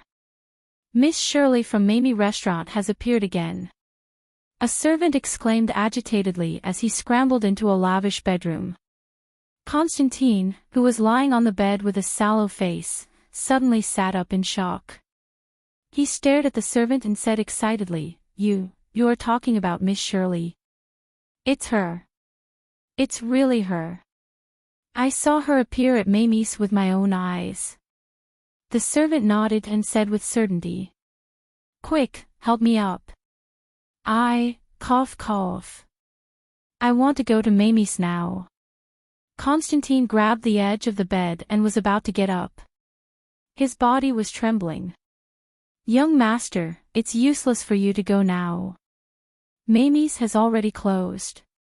Let's eat something first, change your clothes, comb your hair, and go at night. The servant supported Constantine and looked at him with some distress. If you go like this, I'm afraid Miss Shirley will see you. Constantine glanced at himself in the bronze mirror.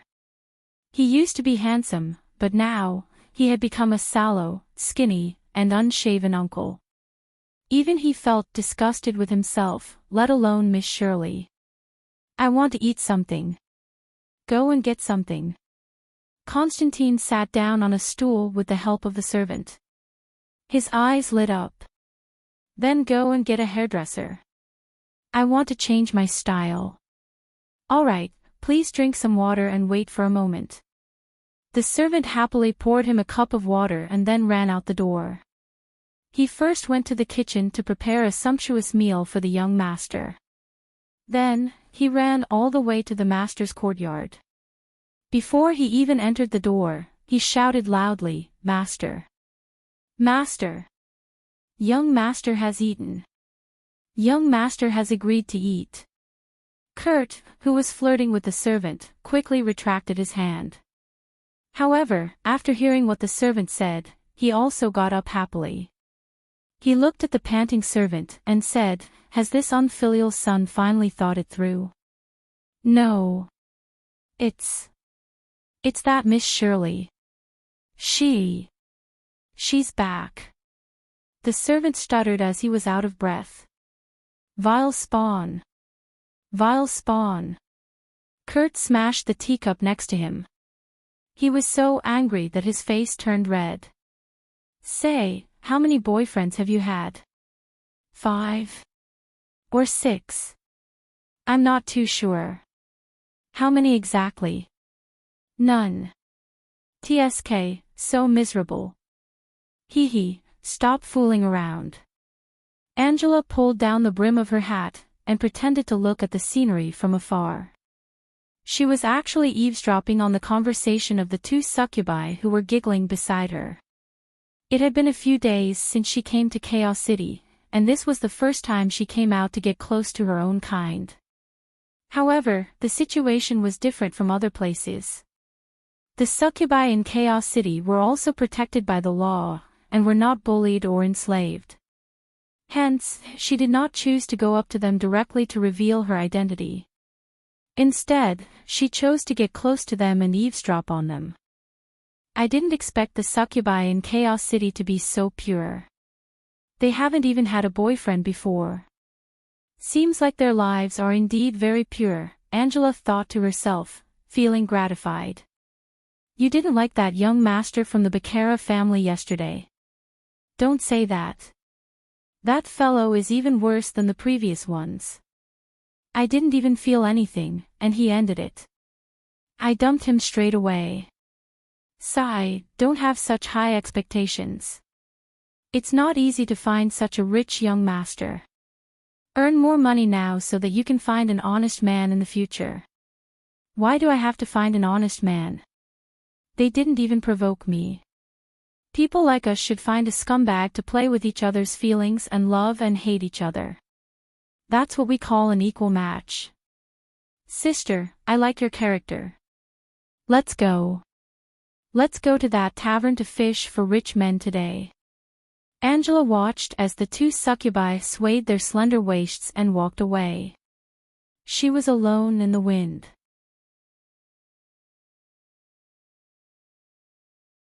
Chapter 17:14.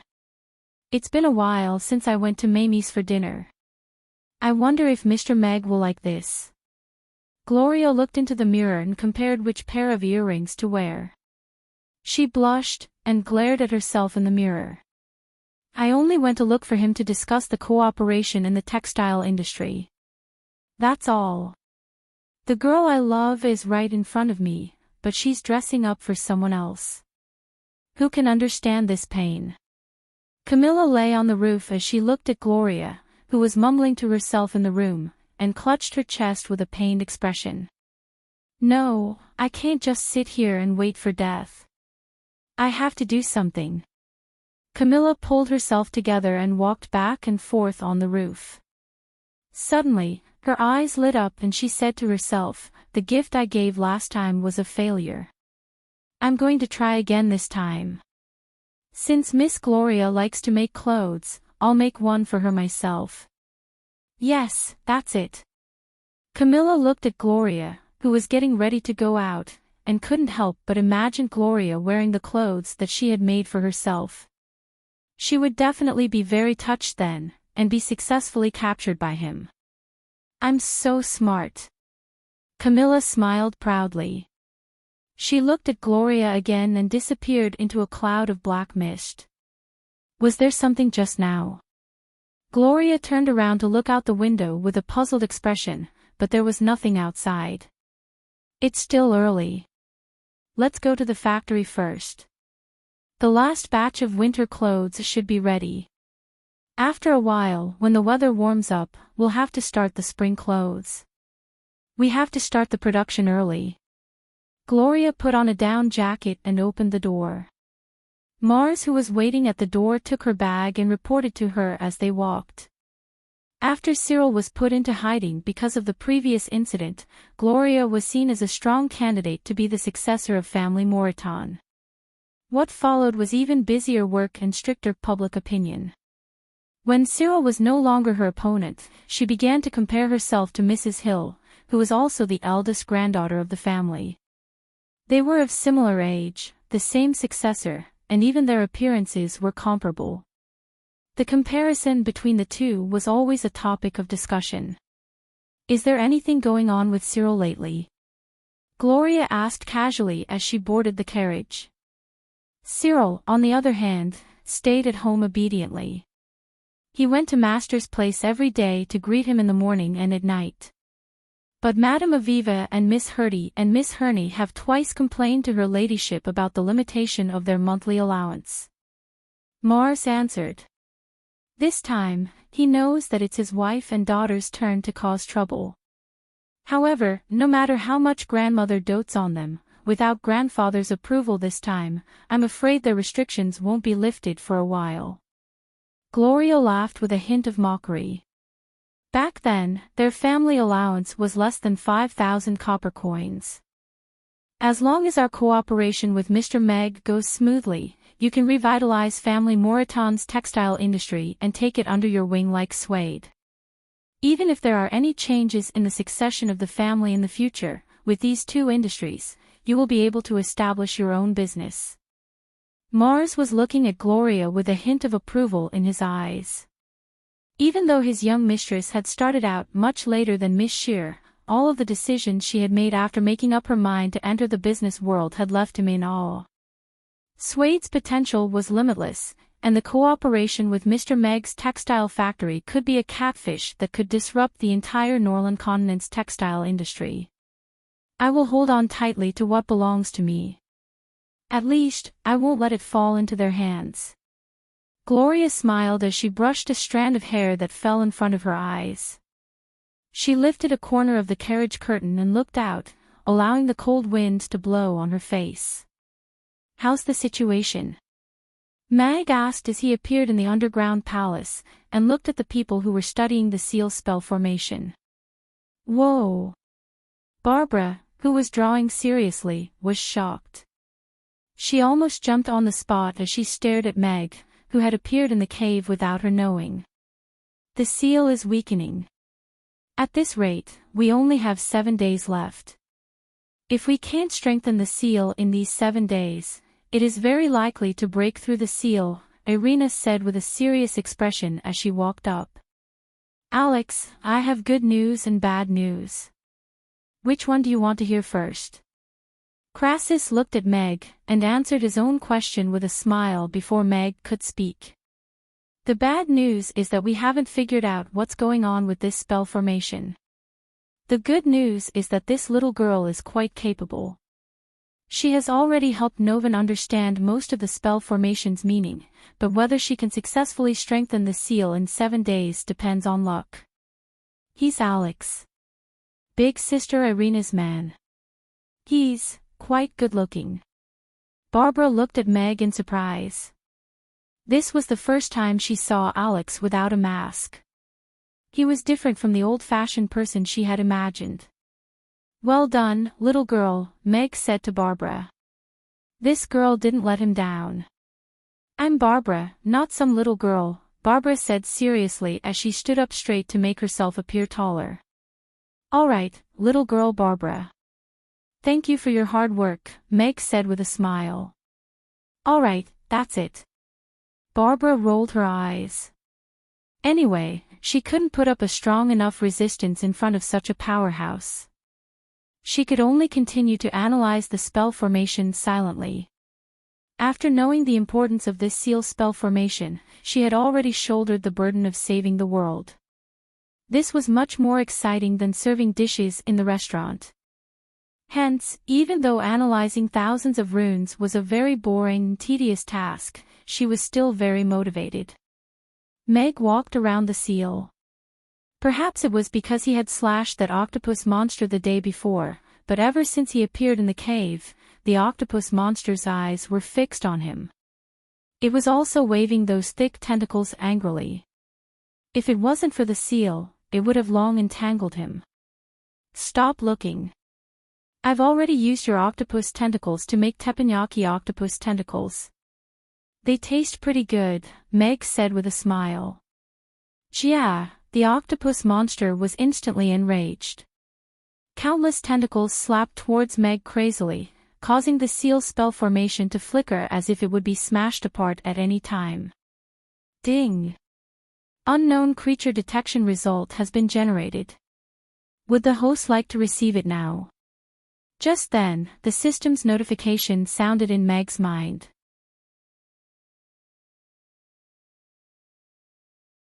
Chapter 17:15. Of course. Meg confirmed it in his mind without hesitation. At the same time, he could not help but complain, "System, didn't you say that the results would be out in 24 hours? It's already been 36 hours, isn't your efficiency worrying?" The composition of this unknown species is rather complicated, and is different from the ingredients that this system has studied in the past. In order to study it, this system has specially developed several advanced equipment and conducted in-depth research on it. Therefore, it's a little over time, but the host need not mind, the system explained. No means no, no need to explain. Meg pursed his lips and opened the test report in his mind. This test report was rather professional. Whether it was the format, content, or testing methods, they all displayed the system's efforts. First, the first item, edible research results. Research has shown that after cleaning the mucus on the surface of this species' tentacles and blanching them, they can be cooked by stir-frying, braising, frying, and other cooking methods. The texture and taste are better than ordinary octopus tentacles, and it's an excellent ingredient. The eyeballs on the tentacles have a more complicated internal structure and are rich in various nutritional elements. They also have several elements that are beneficial to the human body. After consumption, many eye problems can be improved. In summary, the tentacles of this species are extremely malleable and have the characteristic of rapid regeneration. They can be an excellent ingredient for octopus tentacles and roasted octopus eyes. Meg frowned as he looked at this hardcore report. He felt that things were not that simple. Turning the report of a great old one into an ingredient research report, this kind of thing was too, however, it looks pretty good. When can I take out the frozen octopus tentacle and try it? Meg considered it seriously, then rolled his eyes and continued reading. There's a way to eat it, but the main point now is not to eat it. It's how to ensure that I won't be eaten by it. The test report was very long. It listed in detail the various experiments done by the system, including the various methods used to harm it. However, the final result was, after countless experiments by the system, physical damage can only weaken its strength slightly. Among the various magical elements, the light element has a certain restraining effect on it, but it needs to reach a similar amount to be able to completely eliminate it. Meg roughly finished reading this test report. Unfortunately, after the system's test, he had not found a way to restrain it other than holy light magic. This result is a little bad. Meg frowned. The only good thing about this outcome was that it prevented Meg and the others from making meaningless attempts. Although the system has not found a way to kill this species, the system's research has shown that if it is inflicted with physical damage over a long period of time, the accumulated weakening will cause irreparable damage to the creature. The system's voice sounded. What does this mean? Meg frowned. He did not understand what the system meant. After you complete the reinforcement of the seal, the system will build an octopus tentacle processing plant in the sealed area. You're awesome. Meg silently gave him a thumbs up and praised from the bottom of his heart. How long will this process take? Meg asked. The system has analyzed the limit of cell division of this species. The experiment is not over yet, so the specific time has not been determined for the time being. It will be at least 100 years. Meg raised his eyebrows slightly. 100 years was longer than a lifetime for humans, but to the great old one that had existed for countless years, using 100 years to kill it was not a long task. Mamie's alone will definitely not be able to consume so many octopus tentacles. If you don't want these octopus tentacles to go to waste, why don't we work together to open a professional octopus tentacle selling company? Let the natives of the Norland continent participate in the great cause of devouring the great old ones, Mag said as he deliberated. According to the system's calculations, the daily output of this octopus tentacle processing plant is about 100 tons. This amount will continue to increase in the future. This is indeed not an amount that Mamie's can consume. The system muttered. But, selling ingredients does not fit the system's position, and, how can this not fit the system's position? Look, I came to this world as a candidate for the god of cookery to bring light to this barren world of food and spread the seeds of deliciousness. But, look at the ingredients that Mamie's uses. Are they able to obtain them? This kind of setting is problematic from the beginning. Just like that mutton soup. I don't even need to deal with the rank odor to cook a pot of delicious soup. But for those ordinary sheep, if they don't go through a few complicated processes, that strong rank odor is enough to ruin a pot of soup and meat. However, if we sell these octopus tentacles, which were supposed to be abandoned, to ordinary people at a suitable price, and then I publicize the recipe of the octopus tentacles to the public, wouldn't this dish be able to enter the homes of ordinary people successfully? Mag said plausibly. It sounds quite reasonable. The system muttered, and started to waver. If we earn money, let's split it 30 to 70. Aren't those farms of yours already unable to make ends meet? As long as this octopus tentacle becomes a delicacy for everyone, do you still have to worry about not having enough money to set up a farm? Meg continued with a smile. I get 70%, you get 30%. TSK, TSK. With our relationship, do we still need to care about such things? Think about it. What is the most important thing for a product to be sold? The quality of the product. You see, you don't understand marketing at all. If you want to sell a product, the most important thing is that you have to have an outstanding sales team. A truly great sales team can sell a rock as if it was gold. Therefore, the commission from the sales team is the highest in the entire product chain. If I don't help you sell the octopus tentacles, your octopus tentacles can only be buried in the soil as fertilizer. But, after going through my hands, they will become valuable products. Tell me, isn't it too much for me to take 70%? Sounds like it's quite legitimate. That's right. Come, let's sign the contract first. After your factory is built and put into production, I will open up the sales chain for you immediately. We, father and son, will be invincible together.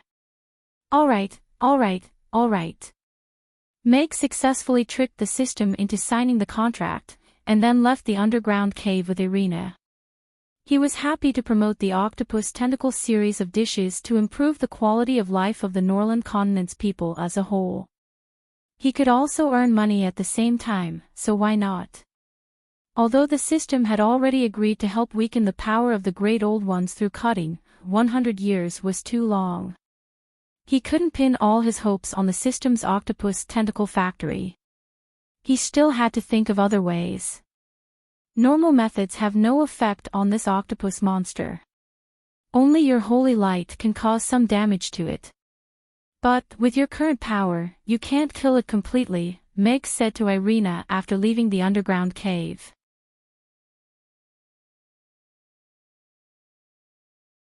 Chapter 17-16.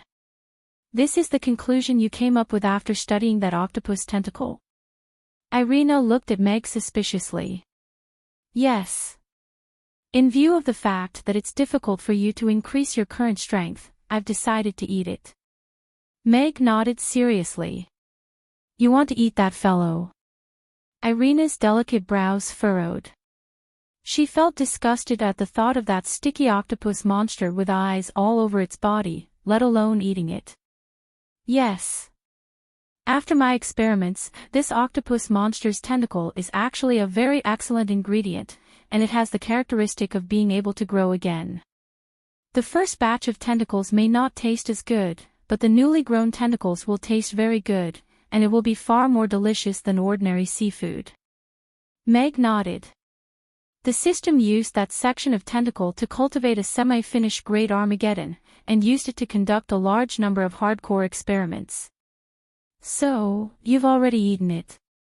Irina's expression became a little complicated, and she instinctively took half a step back. As a qualified chef, there's no end to the exploration of ingredients, Meg said calmly. Of course, he couldn't tell Irina about the existence of the system. Irina pondered seriously for a while, and asked, then, have you explored sheep dung before? Meg shook his head slightly, and said, no sheep dung, but the cat dung coffee is indeed not bad. So, Ugly Duckling's toilet is so clean every day because... Irina took half a step back again, and her eyes gradually widened. No, Ugly Duckling's toilet is completely cleaned automatically. This has nothing to do with me. This cat dung coffee. Meg looked at Irina, who had a slightly frightened expression, and suddenly realized that she might have misunderstood, so he hurriedly waved his hands. All right, I'll keep the fact that you ate cat dung a secret for you. Irina interrupted Meg with a complicated expression. Thank you. Meg couldn't express his gratitude in words. Now is not the time to discuss whether this octopus monster can be eaten. You said that only my holy light magic can cause substantial damage to it, but it's not powerful enough. But I'm already the only light magic caster on the Norland continent. Doesn't that mean we can't do anything to it? Irina asked with a frown. That seems to be the case for now. Meg nodded. Then how was its head chopped off? Where is the rest of the body sealed? This. Meg was slightly stunned. The octopus monster's head was as big as a small mountain, so its body must be even bigger. How did those people chop off its head and seal it? Perhaps level 10 isn't the true upper limit. Back then, there were magic casters and powerhouses of various races who were more powerful than 10th tier magic casters on the Norland continent, and they worked together to separate and seal these devils. Meg's train of thought gradually became clearer. So, the gods and the legends of various races aren't just legends. They could be a group of top-notch powerhouses above 10th tier that really existed back then. Irina's eyes also gradually brightened. If the goddess of light really existed, and could form a connection with you through a spell to give you the power of holy light, then her power must be above 10th tier. Meg nodded. But, where can we go to find these gods and ask them to kill or seal these devils that are about to escape? We still can't be sure that these gods can live for countless years like the devils without dying. We also don't know how to ask them to help. We've discussed this problem before. Meg shook his head slightly. Maybe I should make a trip back to the Wind Forest. Regarding the goddess of life, the Elven Queen might know some secrets that others don't. Irina said calmly, and the Tree of Life should be the existence most related to the goddess of life. Meg thought for a while, and nodded. I'll get Ozzy to bring you there. Okay, I'll set off tonight and be back early tomorrow morning. Irina nodded slightly. Be careful.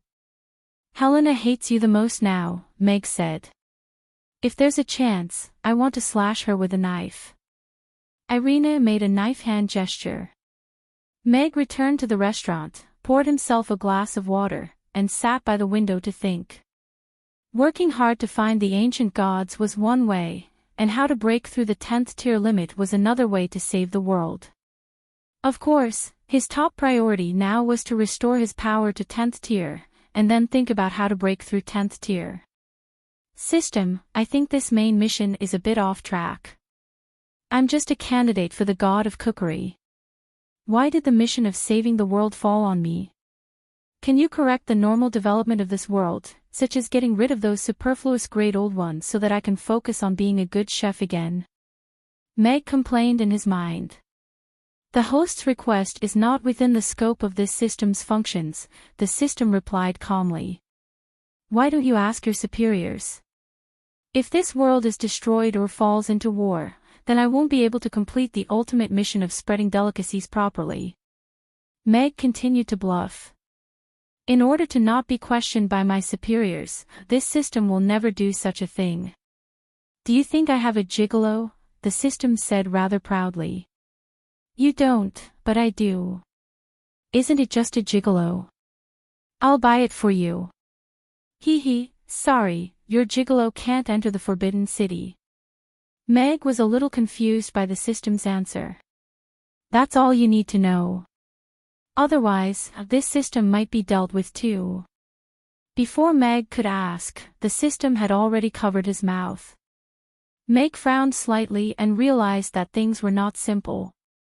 Even the system did not dare to talk too much about the existence, so he could only pretend that he did not know anything and did not dare to ask anything.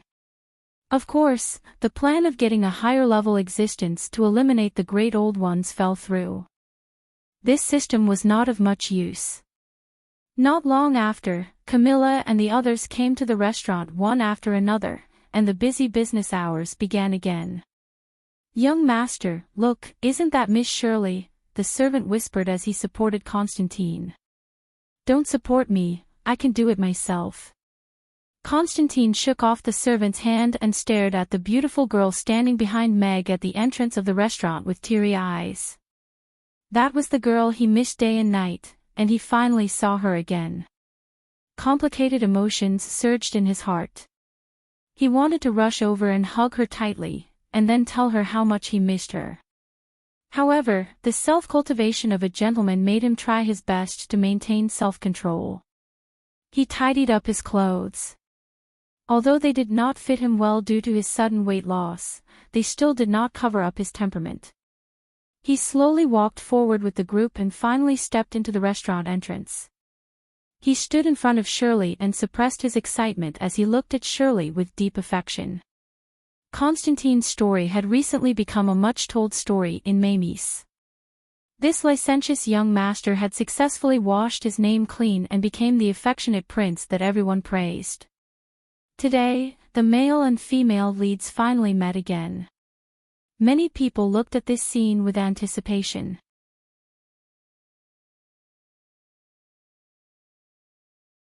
Chapter 17:17. Miss Shirley, I've finally waited for you to come back. Although Constantine tried his best to make himself look natural, his voice was still choked with sobs. However, this further deepened his affectionate image. So affectionate. Ah, I'm so touched. If a man can treat me like this, I'll definitely fall deeply in love with him. I didn't expect young Master Constantine, who was once called a playboy, to have such an affectionate side. The girls at the side were all touched. Such a rich young master could do this for the woman he liked. It was as enviable as a romantic love story. The girls in the restaurant looked at Constantine. They had some impression of this man who often came to ask Shirley if she would come back.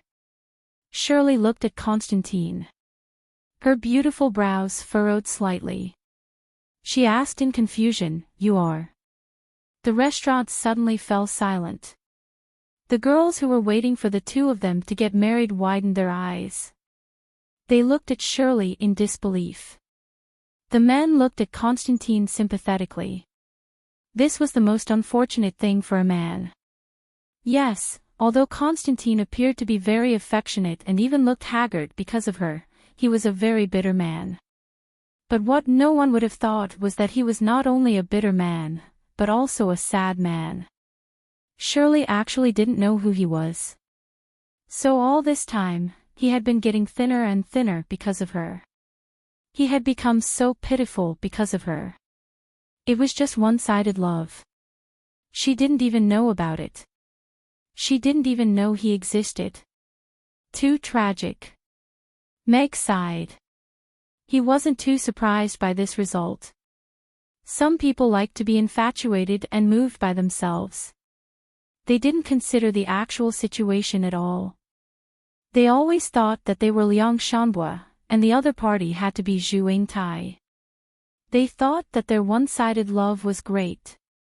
They didn't eat or drink, and the other party would be moved to tears when she saw how haggard they were. Then, she would marry no one else. Meg felt sympathy for Constantine. After all, he probably wouldn't have thought that he liked a trap. It would be fine if this didn't happen. If it did, who knew who would be doing who on their wedding night? TSK.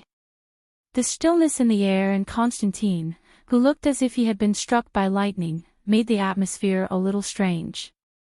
People looked at Constantine sympathetically. Although this outcome was unexpected, it was more in line with the situation of ordinary people. "Uncle, it seems like you're not even a spare tire," Amy reminded him softly as she licked her ice cream. "Gotcha." Everyone seemed to hear the sound of a heart breaking. Although he wanted to fly into a rage, leave in a huff, or even kill himself on the spot, Constantine felt his heart melt once again when he looked at Shirley's innocent face. He began to blame himself deeply. This guy looks a little wretched, but why do they look like they're looking forward to us being together? How disgusting. I have to stay away from him. Shirley looked at Constantine with a frown. Her expression was doubtful and vigilant.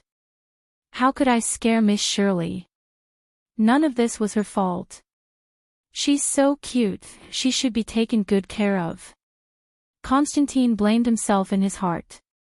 He quickly adjusted his state of mind and looked at Shirley affectionately again. He extended his right hand and said, "Hello, Miss Shirley. Let me introduce myself again.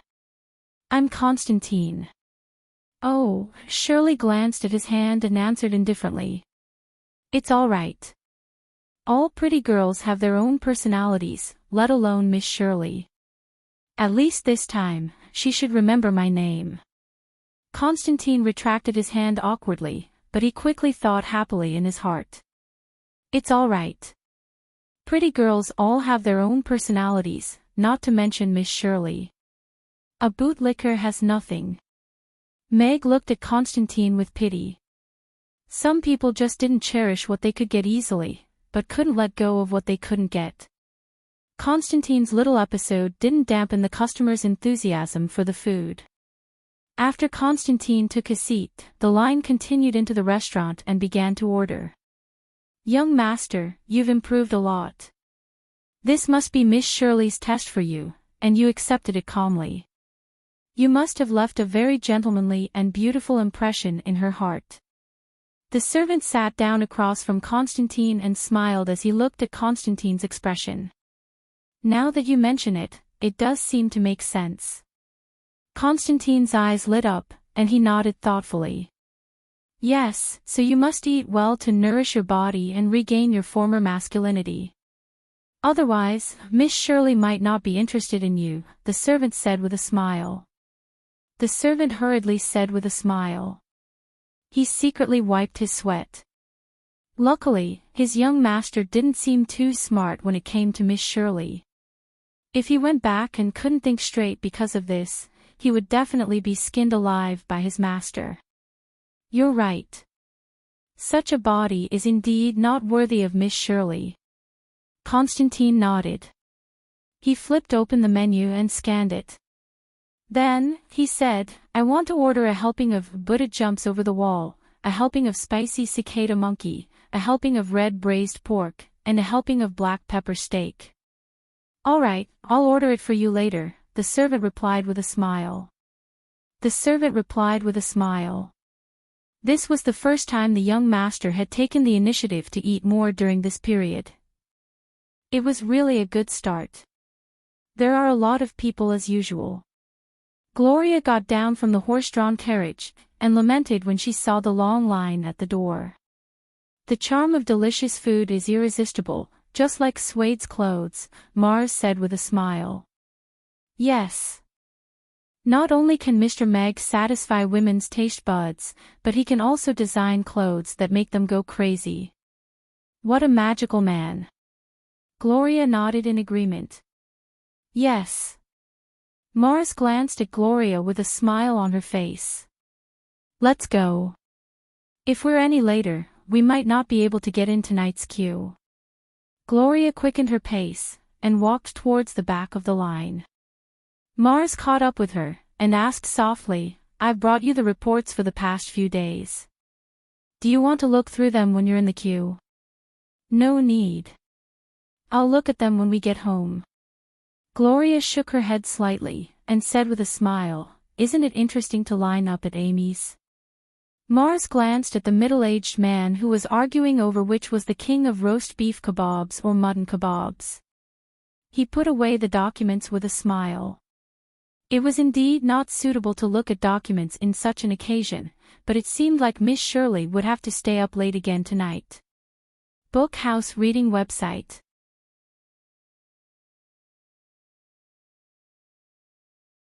Chapter 1718. With the introduction of the mutton kebab, Mamie's barbecue business had gained a new member. The customers who loved barbecue had already paired their meals with spicy grilled fish, spicy grilled beef kebab, and mutton kebab. With a glass of cold beer, they could chat with their friends for the whole night. Vivian didn't drink beer, but that didn't stop her from eating the grilled fish and the kebab. When it was too spicy, she would take a sip of the juice she brought. Say, are you really not going home for the new year? Vivian asked Luna, who was carefully picking shark fins, as she held a mutton kebab in her hand. The new school building is almost done. We have to let the children start school on time after the new year. Although it's almost the new year, there are still many things to do. Luna shook her head. She put the fish in her mouth and smiled contentedly. Besides, I just went back to Rodu a while ago. It's fine if I don't go back for the new year. You just like to take everything on yourself. Vivian rolled her eyes. She knew her character, so she didn't try to persuade her. How about you? How did you feel about the exam yesterday? Did you make it to the interview? Luna asked with a smile. Of course I made it to the interview. Who am I? I'm Vivian. Vivian took 2 bites of the mutton. Her mouth was full, but she didn't look as confident as she sounded. I heard that there are many more people who signed up for the written exam this time than in the past, Luna said with a smile.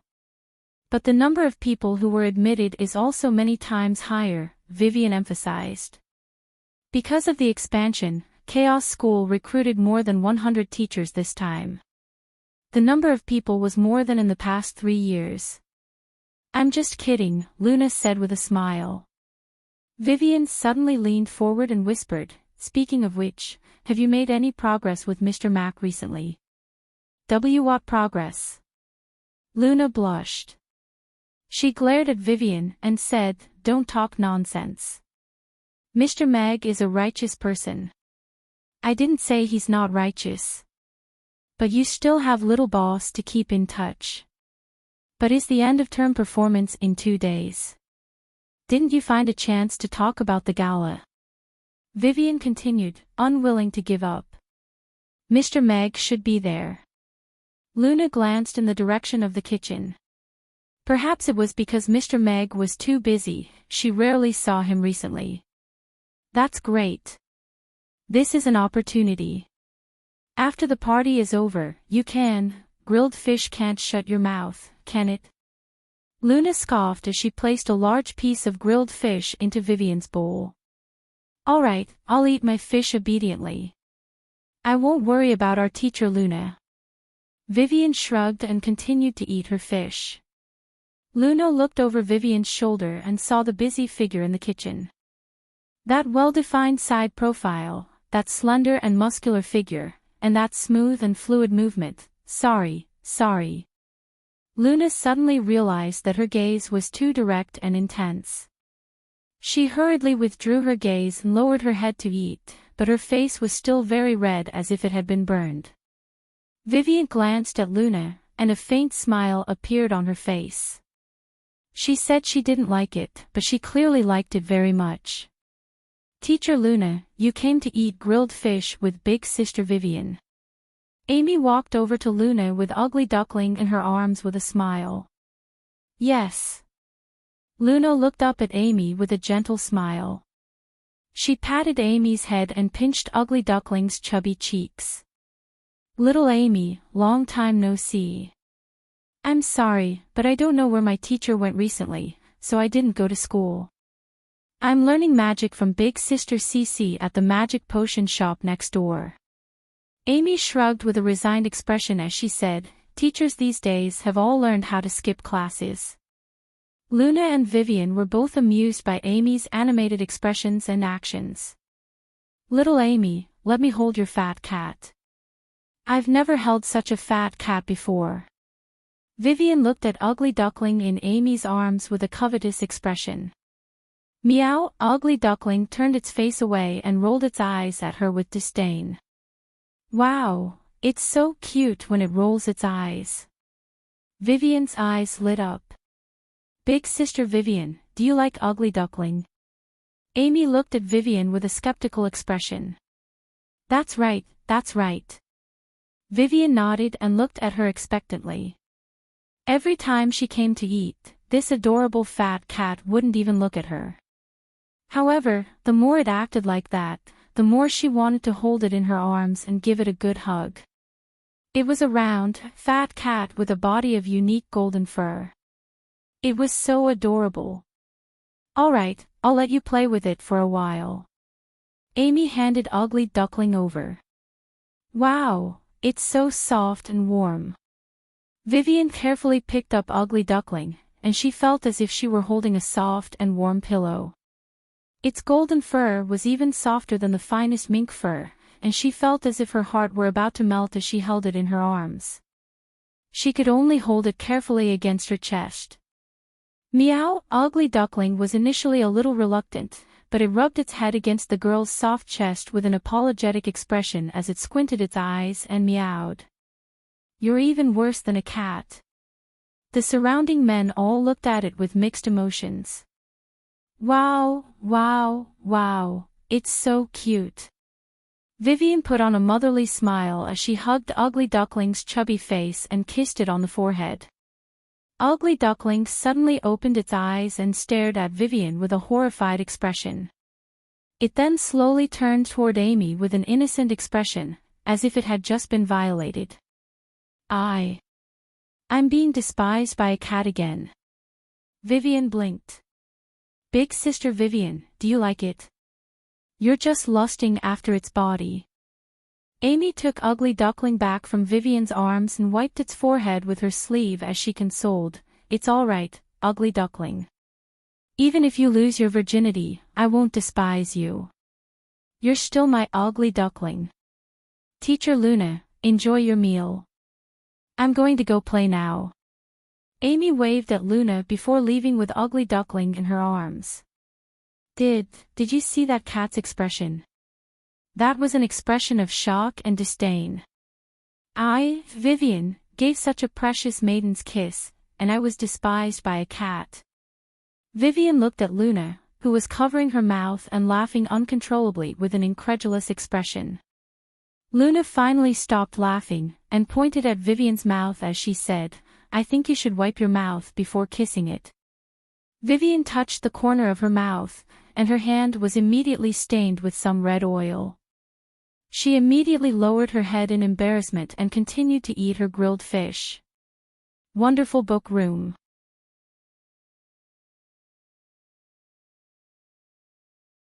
Chapter 17-19. As the closing time approached, the customers began to leave one after another. The kitchen, which had been busy all night, gradually became empty. Once all the customers left, the restaurant would be closed for the night. All the dishes have been served. Thank you for your hard work. Meg put down the wok and heaved a sigh of relief. Everyone who was focused and nervous also relaxed. Although they were all powerful, the intensity of Mamie's work still made them feel a little tired. When will Barbara come back? I miss her magic dishes. Mia looked at Meg and asked with a hint of exhaustion. Yeah, Sister Barbara can serve half of the dishes by herself. Without her, the efficiency of the dishes has decreased a lot. Anna nodded. Barbara was taken away by Irina. No one knew where they went. She might not be able to come back for the time being. Princess Irina didn't tell me the details. Meg shook his head and passed the responsibility to Irina. Everyone nodded. Irina didn't come for dinner tonight, and she didn't return to the restaurant either. There was no one to ask even if they wanted to. Meg took off his apron and poured himself a glass of water. When he walked out of the kitchen, he happened to meet Gloria's gaze. Mr. Meg. Gloria stood up and smiled at him. Meg could tell from her gaze that she was here to see him tonight. He walked up and nodded slightly. Miss Gloria.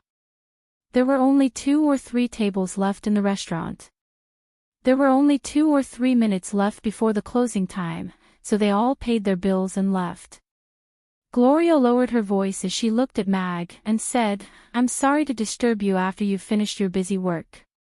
I have some cooperation issues regarding the textile factory that I would like to confirm with you. How about this?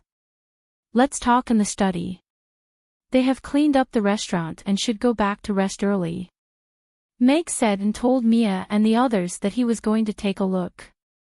Then, he led Gloria and Mars upstairs to the study. Meg gestured for Gloria and Mars to sit down and asked straightforwardly, is the integration of the sales chain complete? Yes, we have streamlined the original cloth sales chain and retained a complete core elite sales team. We have also started the promotion of gauze sales. Gloria nodded slightly. I'm here today to confirm the time and quantity of the first batch of cotton yarn with Mr. Meg so that we can proceed with the next step. The first batch of goods can be handed over in 3 days. The quantity is 10,000 bolts. Meg replied, 10,000 horses. A hint of surprise appeared on Gloria's face. Are you sure you can hand over 10,000 bolts of cotton yarn in 3 days? Mars was also surprised. Meg's textile factory had only been built for a little more than a month. Not to mention the time it took for the female textile workers to learn, 10,000 bolts of cotton yarn was almost half a year's production of all the textile factories under family Moreton. Yes, it's a little too little, isn't it? Meg knocked on the table a little embarrassedly and explained, because the factory has just been built, the production capacity is not maximized yet. We should be able to increase production next month. The production capacity is not maximized yet. It can continue to increase. Mars gulped and looked at Meg's expression. He felt that the young man in front of him was more and more unpredictable. So this is why Mr. Meg dares to ask for a price that is far below the market price. Gloria thought for a moment and quickly shook her head. Mr. Meg's textile factory's production capacity is astonishing. 10,000 bolts of cotton yarn are enough for our sales team to digest for a while. However, in order to keep up with Mr. Meg's factory's production capacity, I will immediately start to expand the sales team and strive to gain more market share in various places as soon as possible. Happy working with you. Meg smiled and shook Gloria's hand. He stood up and said, Amy is going to bed. I have to tell her a bedtime story, so I won't keep you too. Goodbye, Mr. Meg. Gloria nodded slightly and said goodbye to Amy, who was dozing off with Ugly Duckling in her arms at the door. She then went downstairs with Mars. Father, I think Big Sister Gloria likes you, Amy said to Meg with a serious expression. Meg looked at Amy suspiciously, and hurriedly explained, Big Sister Gloria and I are business partners. It's not what you think. Due to the existence of Amy's notebook, Meg felt that it was necessary to make things clear. Amy shook her head and said, "But I saw stars shining in her eyes when she looked at you. That's the reflection of the light. It has nothing to do with stars." Meg pointed at the light in the study. "Is that so?" "Yes, it's like that," Meg said firmly. He walked to the door and picked up Amy and gently said, "Let's go. Father will take you to wash up, and then I'll tell you a good story." "What good story will you tell me today?" Amy's eyes lit up with anticipation. "Today, I'll tell you a Cinderella story." Why do I feel a little envious of little Amy? Being able to fall asleep while listening to Mr. Meg's story must be a very blissful thing, right? Gloria lifted a corner of the curtain slightly, and looked at the second floor of the restaurant with the lights on. She was a little dazed. Miss? Ah. Gloria came back to her senses, and her face blushed slightly. The output of Mr. Meg's textile factory has far exceeded our expectations. Although we've retained the core sales team, we haven't established business relationships with the textile factories yet. If we want to sell all 10,000 bolts of gauze before the next delivery date, I'm afraid it will be a little difficult, Mars said. If 10,000 bolts of gauze appear in a single market at a price far lower than the market price, even in Rodu, it will cause a series of reactions in the market, and alarm the city manager. This will be very disadvantageous for us during the promotion period. I think we should divide the 10,000 bolts of gauze into many portions according to the purchasing power of the city, and strive to distribute them to every market. This will open up the market for promotion, and establish business relationships with the textile factories. Gloria pondered. Mars nodded and said, "Although this will increase the transportation cost, as long as the market is open, a mature multi-market sales chain will allow our sales to be smooth, and we can avoid the instability that may occur in a single market. What I'm more curious about now is, if Mr. Meg's textile factory operates at full capacity, how much gauze can it produce in a month?" Gloria said with a smile. Outside the wind forest, a beautiful figure stood on top of a griffin, and sighed softly. The wind forest, which once revered freedom, has become a besieged city. Helena, you really are an unforgivable sinner.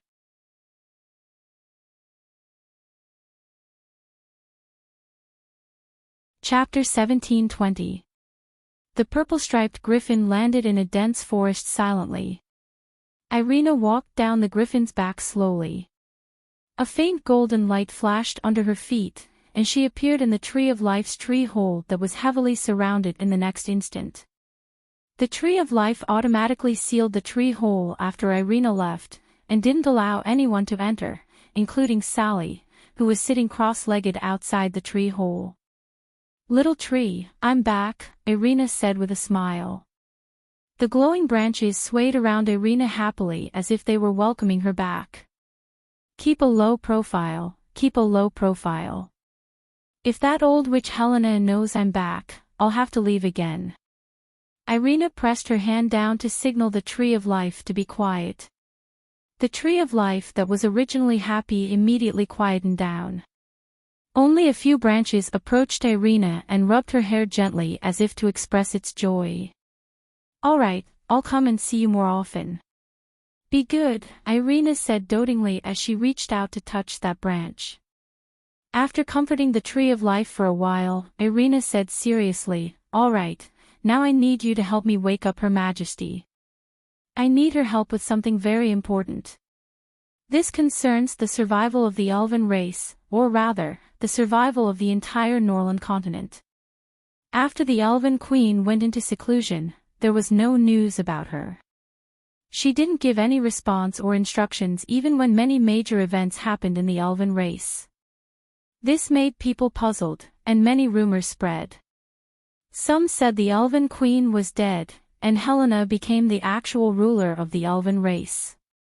Others said the elven queen went into seclusion to cultivate, and handed over the elven race to Helena. Irina could confirm that the Elven Queen wasn't dead. She was in a deep sleep due to unknown reasons. Even she couldn't wake her up, so she could only ask the Tree of Life for help. The branches of the Tree of Life swayed gently. Even you can't wake her up? Irina frowned. It seemed like the Elven Queen's situation was worse than she had expected. After a moment of silence, she said, "Then do you know how to establish a connection with the Goddess of Life? It's a connection that's deeper than life magic. We need her help." Ding! As the branches swayed, the melodious sound of wind chimes suddenly rang out. Irina subconsciously closed her eyes. In a trance, she seemed to see some scenes flashing through her mind like a painting, as if a vast history was unfolding before her eyes. She saw the elves building a city in the wind forest. She saw the elves fighting bravely to drive the demons out of the forest. She saw the cruel and bloody racial war, and she saw the elves living in the forest without any worries. This was a flashback history. The elf clan had once been a powerful deterrent, but they had also been oppressed because they were weak. However, they had never given up on their pursuit of freedom. And in this vast history, the Tree of Life was like a stabilizing needle, forever standing in the center of the wind forest, witnessing the development of the elves. Finally, the image froze on top of a pile of ruins. It was a stretch of black scorched earth, with almost no green plants to be seen. Even the cruel racial war did not bring about such a terrible end to the wind forest.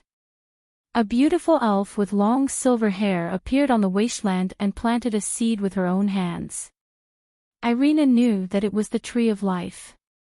And that beautiful elf with long silver hair should be the Goddess of Life. It was just that the elf's appearance was a bit blurry, and only her outline could be seen. "So, you really are the hope planted by the Goddess of Life, and you have protected the elves for countless years," Irina murmured. She had heard a lot about the Tree of Life since she was a child, but when she saw the history it had witnessed with her own eyes, she was still extremely shocked. The image gradually faded, leaving only a boundless white space. Irina was in the middle of it. Looking around, it was empty and lonely. "Where is this?" Irina asked aloud. Her voice seemed to travel very far, but there was no response. She did not panic. The Tree of Life could not hurt her. But she did not know why the Tree of Life let her see the history of the elves' rise and fall, and then brought her here. "Irina." At this moment, a weak voice suddenly sounded from afar, but it also seemed to be right next to her ear. "Mother." Irina's eyes lit up, and then she asked nervously, "Where are you? How are you now? Why do you sound so weak?" "Don't worry, I'm fine. Looks like the Tree of Life has connected our minds. Otherwise, I wouldn't be able to talk to you directly. Did Helena do something to you?" "This has nothing to do with Helena. It was my own choice. Even though the elves won the racial war back then, I also suffered a few serious injuries. I went into seclusion to recover from those injuries. Do you know what happened in the wind forest during this time?" Irina pursed her lips. "Yes, child. You made the right choice, just like how we chose to rebel back then." The Queen's voice was filled with gratification and praise. "You and Helena established all of this, and I'm overthrowing them. Even so, do you think I'm doing the right thing? During this period of seclusion, I've reflected on it. Back then, we chased away the demons to avoid being oppressed and enslaved by them, but we established a system to enslave our own people, and turned ourselves into detestable people. Perhaps our original intention was good, but this was indeed a very stupid and laughable decision. What's even more laughable is that in the past 100 years, we've gone further and further down this wrong path. We didn't dare to turn back and correct ourselves because we were afraid of collapsing." The Queen sighed. "But you didn't stop Helena." Irina frowned. "I can't leave now. I'm trying to break through to a higher level." This concerns the future of the elves, or rather, the future of the Norland continent. You already know about the existence of the Great Old Ones. Irina asked in surprise. The Great Old Ones. The queen was puzzled, but her voice soon became more urgent. Are you talking about that terrifying monster that once disrupted the order of the continent? An indescribable thing with a body as huge as a mountain. Irina's eyes lit up, and she nodded. Yes, we found its sealed head. It was a huge octopus head that was hundreds of meters tall. However, it was about to break through the seal, and 10th tier power wasn't enough to kill it completely. It couldn't even cause any threatening damage to it. So, I returned to the forest to seek help from the goddess of life or the goddess of light. The Great Old Ones really exist. Bookhouse reading website.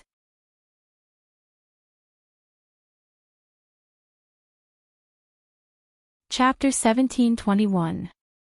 When the Great Old Ones return and the gods awaken, Irina, you have to find the place where the gods are sleeping and wake them up to protect the Norland continent again, the Elven Queen said. The place where the gods are sleeping? Irina frowned. Yes. In the Book of the Elven Queen, which has been passed down for generations, there is a vague record about the gods' sleep. After the Battle of the Gods, the Great Old Ones were sealed in various parts of the continent, and the gods fell into a deep sleep, waiting to be awakened again. Where are they sleeping? There are no exact records. It only says that the goddess of life is sleeping in the Tear of the Moon. Tear of the Moon. Irina frowned. She was sure that there was no such place in the Wind Forest. Irina, I can't leave here now. The fate of the elves is in your hands. You have to stop Helena. Don't let her bring the elves into the abyss. The Elven Queen's voice gradually weakened until it disappeared. Queen. Mother. Are you still there? Irina called out. Just then, the scenery in front of her distorted. In the blink of an eye, she had reappeared in the hole of the Tree of Life. Thank you, little tree. I have to go now. I'll visit you again next time, Irina said with a smile as she reached out to touch a willow branch. The branches of the Tree of Life swayed gently around Irina as if they were reluctant to part with her. That little girl outside is actually not bad. You can play with her when you're bored. Irina looked in the direction of the tree hole. Sally was sitting cross-legged under the tree with a sincere expression. I'll be back, Irina said before disappearing into the tree hole. That is. Sally, who was sitting cross-legged under the Tree of Life, opened her eyes instinctively. She looked in the direction of the Tree of Life with a puzzled expression. She seemed to have felt a strange magic wave. However, just as she was about to close her eyes again, she saw a fluorescent branch slowly reaching toward her in disbelief. It circled around her as if it was sizing her up. Sally's expression immediately became nervous and expectant. After becoming the princess of the elven race, one of the most important things was to gain the approval of the Tree of Life. Only by obtaining the approval of the Tree of Life would one be qualified to become the Queen of the Elves. This was a rule left behind by their ancestors. She had been sitting cross-legged under the Tree of Life for several days, but the Tree of Life had never shown any signs of intimacy with her, let alone allowing her to enter the tree hole. She didn't expect that he would take the initiative to contact her today, which really surprised her. The scene below the Tree of Life was quickly reported to the Starry Sky Cave abode. I was right about Sally. Only she can replace Irina. Helena looked at the image of Sally interacting with the Tree of Life in the crystal ball, and said with a smile, as long as she gains the approval of the Tree of Life, she can become the queen of the elven race. At the same time, Irina appeared in an ancient library. A golden light flashed, and all the ancient books on the bookshelves disappeared. At the same time, she also disappeared from the library. Irina. Helena's expression changed abruptly, and the image in the crystal ball instantly switched to an empty library. Roar! Right at this moment, a loud roar suddenly sounded in the forest. Helena, I'm just going home to get a few books. Don't be so anxious. Irina's sarcastic words sounded in the sky above the wind forest. Then, she left behind a purple afterimage and disappeared without a trace. Your Majesty! This array formation cannot be repaired. According to the ancient books, the ancient array formation below the palace leads to the endless abyss. Once it is opened, it will awaken the terrifying demons and bring about a destructive disaster to the Moon Nation. In the underground palace of the Moon Nation, an old official knelt on the ground and shouted at the top of his lungs to the king of the Moon Nation. The array formation in the center of the underground palace was almost repaired, and dozens of array formation masters were busy finishing up. Hearing this, they gradually stopped what they were doing and looked at the king, who was standing outside the array formation. If that's the case, then all the more we have to repair the array formation as soon as possible. Barbara has already been teleported away from this array formation for several months. Right now, she is most likely being tortured by the demons. How can I let her suffer alone? The king said with a resolute expression. I am the king, and also a father. Even if there really is a demon behind the teleportation array formation, I will lead the Moon Nation's cavalry to destroy it. Your Majesty!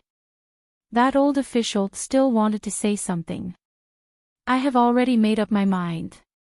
If you have the time to cry here, why don't you immediately lead the historians to read the ancient books and find out where this teleportation array formation leads to, and what that demon is? The king shouted coldly. Yes. That old official was taken aback. He bowed to the king and quickly got up to leave. Barbara, you have to hold on. Father will come to save you soon. The king clenched his fists and looked at the teleportation array with a serious expression. This barbecue skewer isn't very good. It's soulless, old, and dry. Also, there's too much salt. Barbara sat on a square rock, holding a skewer of pitch-black meat in her hand as she spoke in disdain while eating. Ahem, ahem. Actually, I was also an expert in barbecue when I was young. However, there's nothing in this cave, so my barbecue might not be that good. Crassus said awkwardly. The meat you barbecued when you were young was even worse. Julian sneered as he held an ice knife in his hand, and carefully cut the charred skin of the meat skewer. You guys are just spoiled by Mr. Mac. I think this barbecue skewer is not bad, Novin said with a smile as he sat on the edge of the teleportation array formation. See, this is my soulmate. Crassus beamed with joy. No, from tomorrow onwards, I want to eat takeout from Mamie's. I'm risking my life to save the world here, and I still have to eat such disgusting barbecue skewers. This is too unreasonable, Barbara said seriously as she secretly observed Crassus and Julian's expressions. I agree. Let's leave this matter to the Grey Temple or the City Lord's castle. They have to arrange the logistics for us. How can we let a 10th-tier magic caster roast meat by himself? Crassus nodded. I really want to eat beggar's chicken now. But, can Mamie's deliver takeout? Novin asked. The only delivery man has been sent back to be the chief because he often gets lost. Barbara sighed. It's okay. Leave this to me. You guys eat first. I'll go out for a while. Crassus left excitedly. It would be great if I could eat soy milk and youtiao when I wake up tomorrow morning. Barbara finished all the meat skewers in her hand, and started to translate the seal spell formation with Novin. Bookhouse reading website.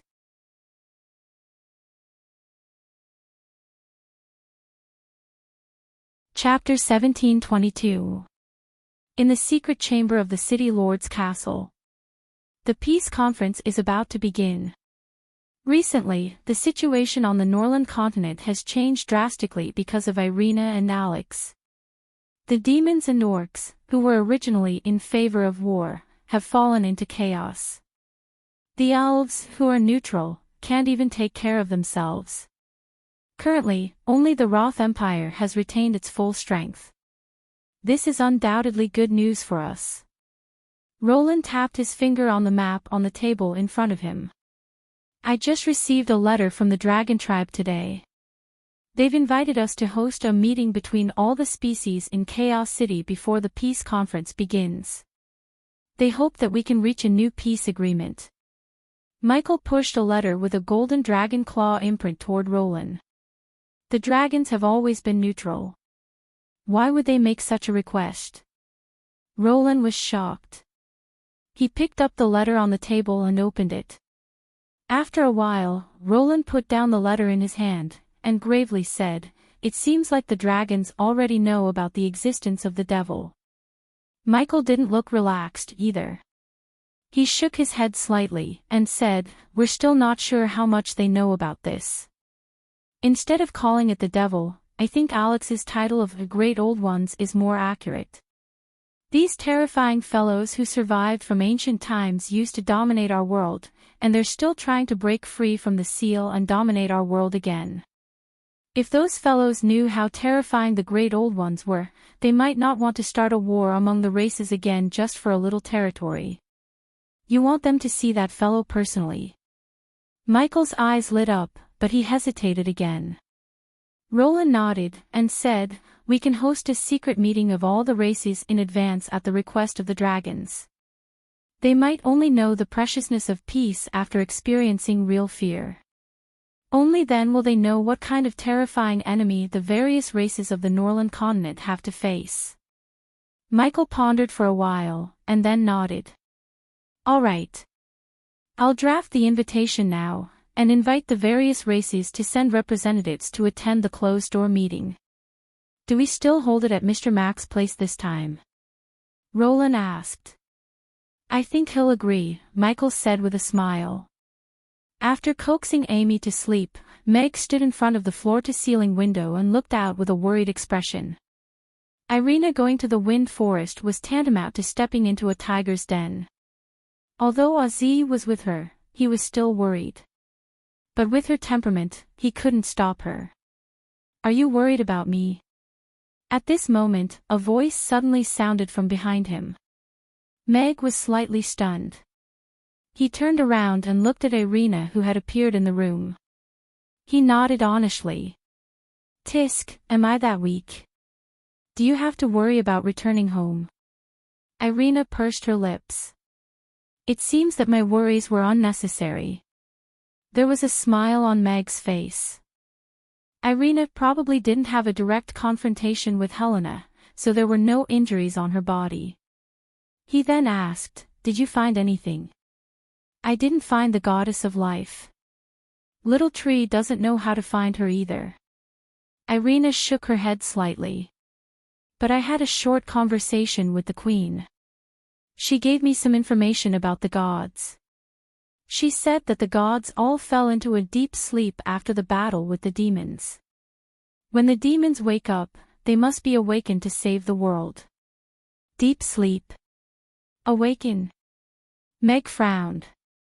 "Yes, she said that the goddess of life is sleeping in the tear of the moon." Tear of the moon. Meg frowned even more. "I've never heard of this place, but I might be able to get some information from the city lord's castle." Irina waved her hand, and a pile of ancient books appeared on the ground. "These are the ancient books I took from the Elven library. Some of them are related to arrays, but I'm not interested in them. I don't know if they can help to repair arrays. You can send them to them.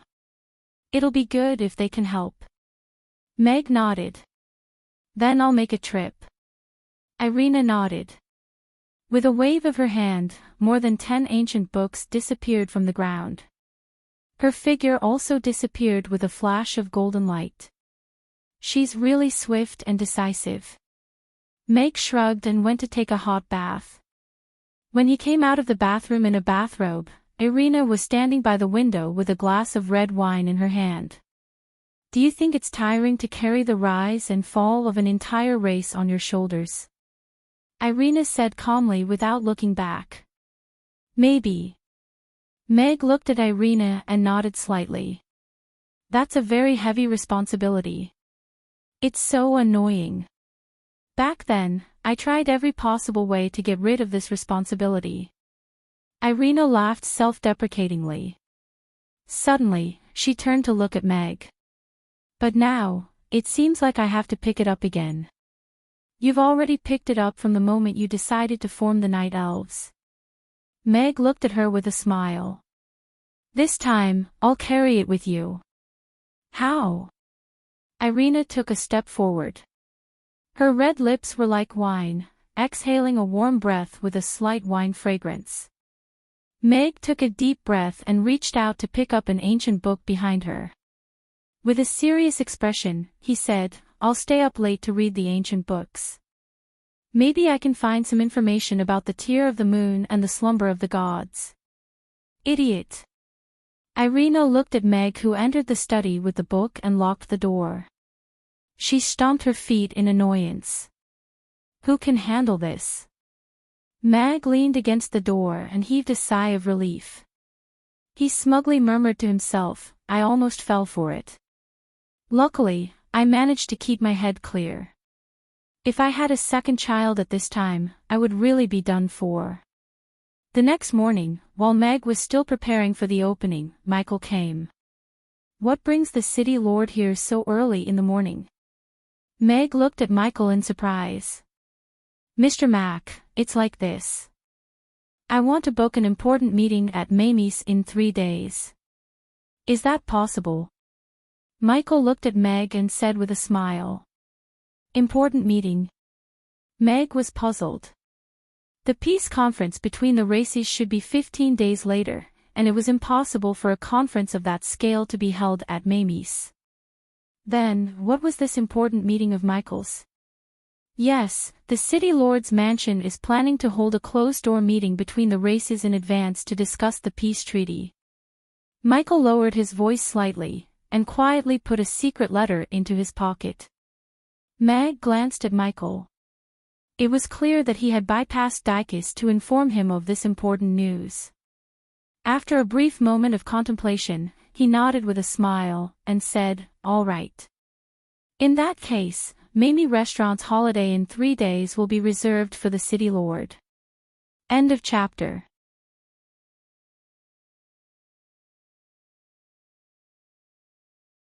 Chapter 1723. After Michael left, Meg went upstairs and took out an envelope. There was a check for 300,000 copper coins and a short letter inside. It briefly described the level of the meeting that was going to be held 3 days later. Tacky. Meg kept the check carefully. He was surprised that the giant dragons actually took the initiative to mediate the relationship between the various races in an attempt to maintain peace on the Norland continent. It seems like the giant dragons are also afraid of the great old ones. Meg crushed the letter and threw it into the rubbish bin before going downstairs calmly. Father, we're holding the end-of-term party tonight. You'll be there, right? Amy asked as she hugged Meg's waist from the back seat of the bicycle. Of course. This is what I promised you before, Meg said with a smile. What about Mother? Is she free? Amy continued to ask. She might be a little busy. Meg hesitated slightly. Irina went out again this morning. The elves, the night elves, and the great old ones. There were a lot of things that she needed to deal with and take care of. He wasn't sure if Irina would be free to attend Amy's end-of-term party. All right. Amy was slightly disappointed, but she quickly said sensibly, it's okay. I know she's very busy. I'll dance for her when I come back tonight. Good girl. Meg sent Amy to Chaos School. Crassus and Julian were busy dealing with the great old ones these days, so they had no time to teach Amy. Today was the last day of classes in the school, and the end-of-term party would be held at night, so Amy requested to attend the class herself. "Good morning, little Amy." "Hello, Mr. Meg." Meg's bicycle had just stopped when a gentle voice sounded from the side. "Good morning, Teacher Luna." Amy jumped down from the bicycle and rushed to Luna happily. "Hello, Teacher Luna." Meg also smiled at Luna. "Amy wants to attend the last class of the semester with her classmates today, so I sent her to school." Luna understood and nodded slightly. "All right. Don't worry. I'll arrange it for her." "Thank you." Meg bade them farewell and rode away on his bicycle. "Let's go, little Amy." Luna retracted her gaze, and held Amy's hand as they walked into the school. "Teacher Luna, will today's party be very lively?" "That's right. All the students and their parents in the school will attend. The entire hall will be filled." After the morning service, Meg Luna's factory. The textile factory was already on the right track of production. Dozens of steam engines were running at full power, driving dozens of steam textile machines to work without rest, ensuring the continuous production of high-quality gauze. The elves, who possessed magical power, easily mastered the operation skills of the machine and kept the machine at the highest efficiency.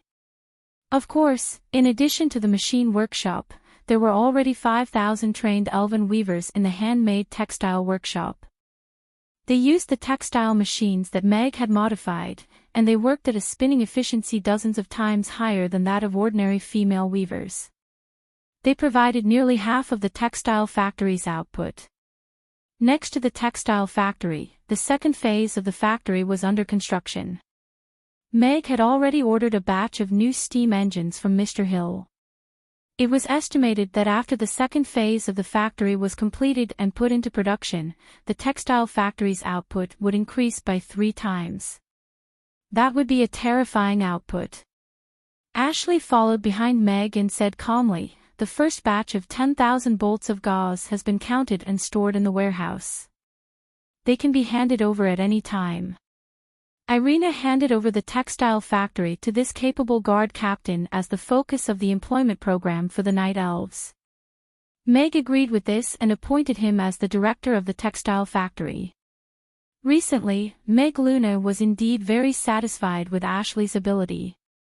Other than building the factory and teaching the use of the steam spinning machine, he was almost a hands-off boss. The handmade spinning workshop was suggested by Ashley, and it was set up with extremely high efficiency. It doubled the production capacity of the textile factory. "Very good. I will inform the distributor to come over the day after tomorrow." Meg Luna looked at Ashley and said sincerely, "Director Ashley, thank you and everyone for your hard work during this period. This is our job." Ashley nodded slightly, and a smile appeared on her somewhat old-fashioned face. Moreover, everyone likes their current jobs. They work while standing with dignity. After the handover the day after tomorrow, let the finance department calculate everyone's salary. Other than working while standing with dignity, I also want everyone to work happily. Meg Luna smiled and turned to walk toward the door. "I will go to the construction site next door to take a look. Take care." Ashley looked at Meg's back view with admiration. Although this Mr. Meg was only a human chef, he had astonishing wisdom and tolerance for the Night Elves. He solved the dilemma that the Night Elves might encounter when they first came to Chaos City. However, why is Her Highness staying at his place? Ashley had a puzzled look on her face. Rodu, the palace's side palace. The giant dragons actually took the initiative to invite all the other races to have a peace negotiation in advance, and clearly expressed their determination to try to maintain world peace. This is really a rare thing.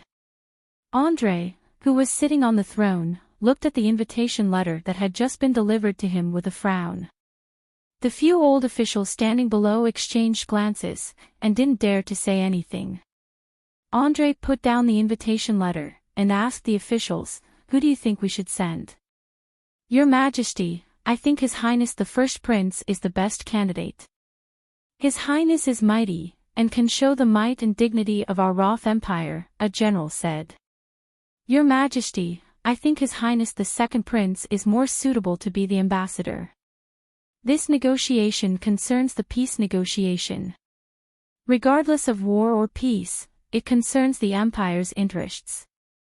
His Highness the Second Prince is very knowledgeable and attentive. He will definitely be able to fight for more benefits for the Empire, a civil official said. The officials had quite a bit of disagreement between the First Prince and the Second Prince, and they started arguing in the palace. All right, you may leave. Andre interrupted everyone's argument. After everyone left, he instructed, summon Sean and Josh here. Initially, I wanted to continue to work hard for the tribe, but since I have received such an important invitation, I have no choice but to make this trip. Connie looked at the invitation letter in her hand. Although she was trying her best to control herself, she couldn't keep the smile on her face anymore. Do you know the way to Chaos City? Rex glanced at her. I went to Chaos City with my own abilities previously, Connie said proudly with her nose in the air. But the place you wanted to go to was Rodu in the Roth Empire. Rex smiled. You just deviated from the north and south direction. Connie's expression froze, but she quickly snorted. I don't care. I want to go back to being my delivery man.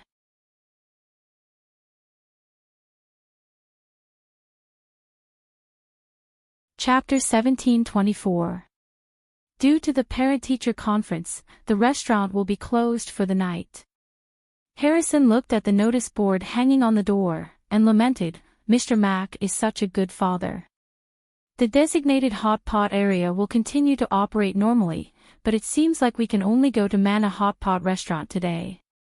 George shrugged, and smiled as he carried a child in each arm.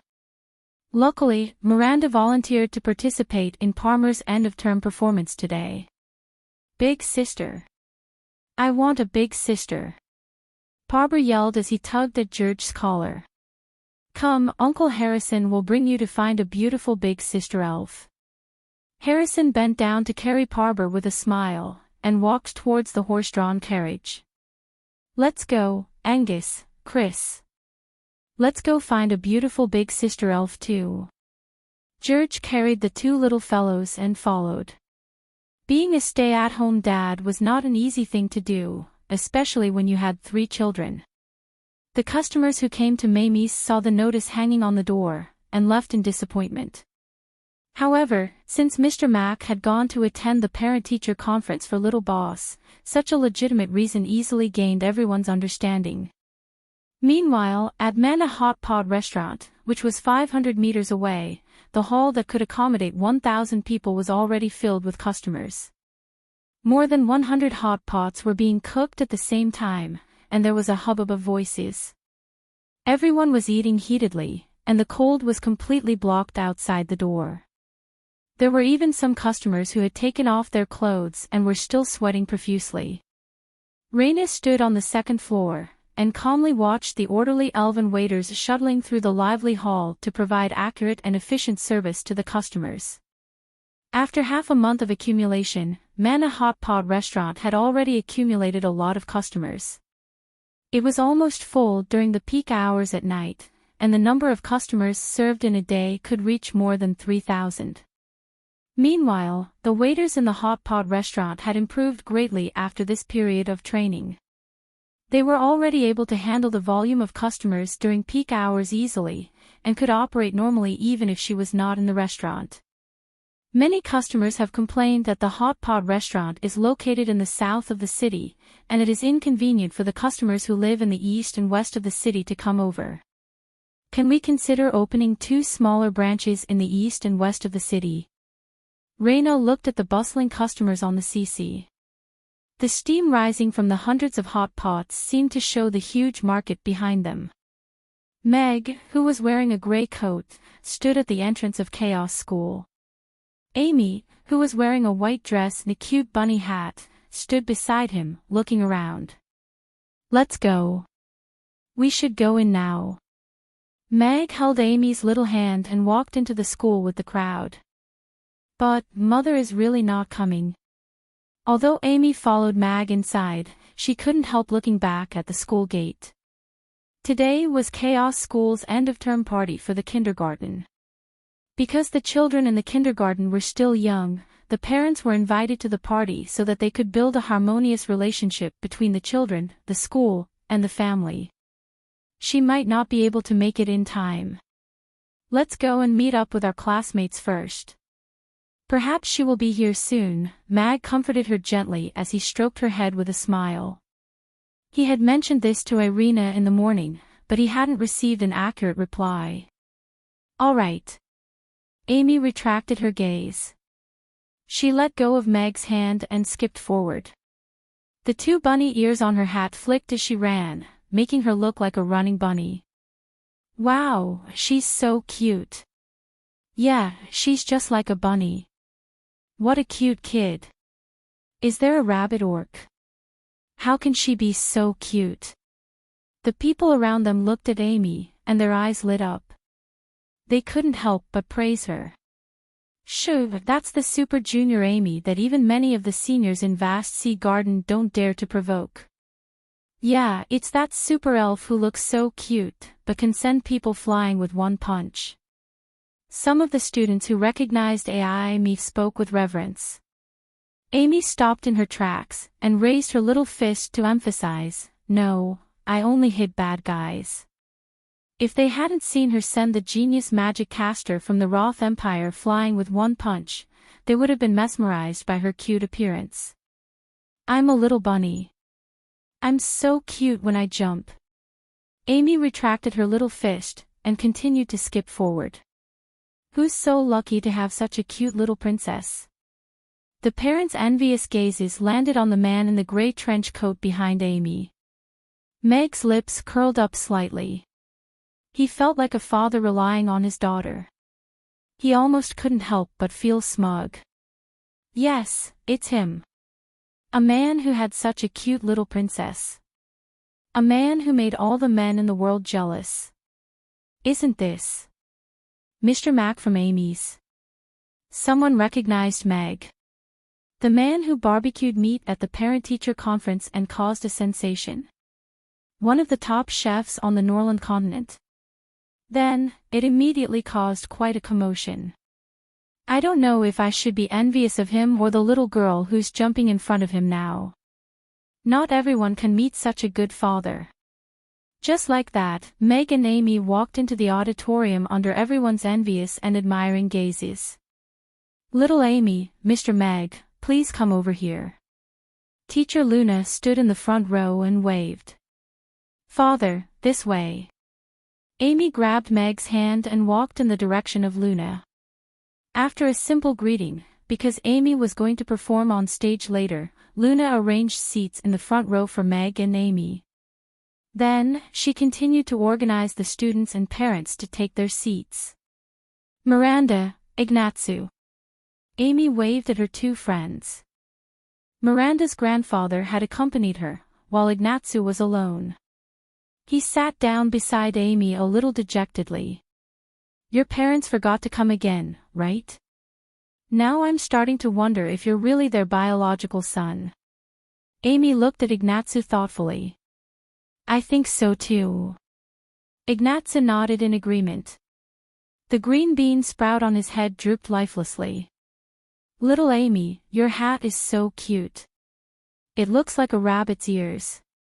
Miranda sat down on the other side of Amy. She looked at Amy's hat with surprise and couldn't help but reach out and pinch her rabbit ears. It's so soft and comfortable. Look, it can still move. Amy tilted her head, and her ears suddenly stood up. Then, the tips of her ears slowly bent down. Amy winked at Daphne and revealed a bright smile. Aw. I'm dead. Daphne collapsed in her grandfather's arms. You're tuning into the LoveLore Library YouTube channel. We're so grateful for your support, and don't forget to subscribe to join us on this incredible journey through captivating stories. Your generosity through donations truly makes a world of difference, as it's the primary source of revenue that allows me to expand and enhance this channel for you. Thank you from the bottom of my heart for being a part of this adventure.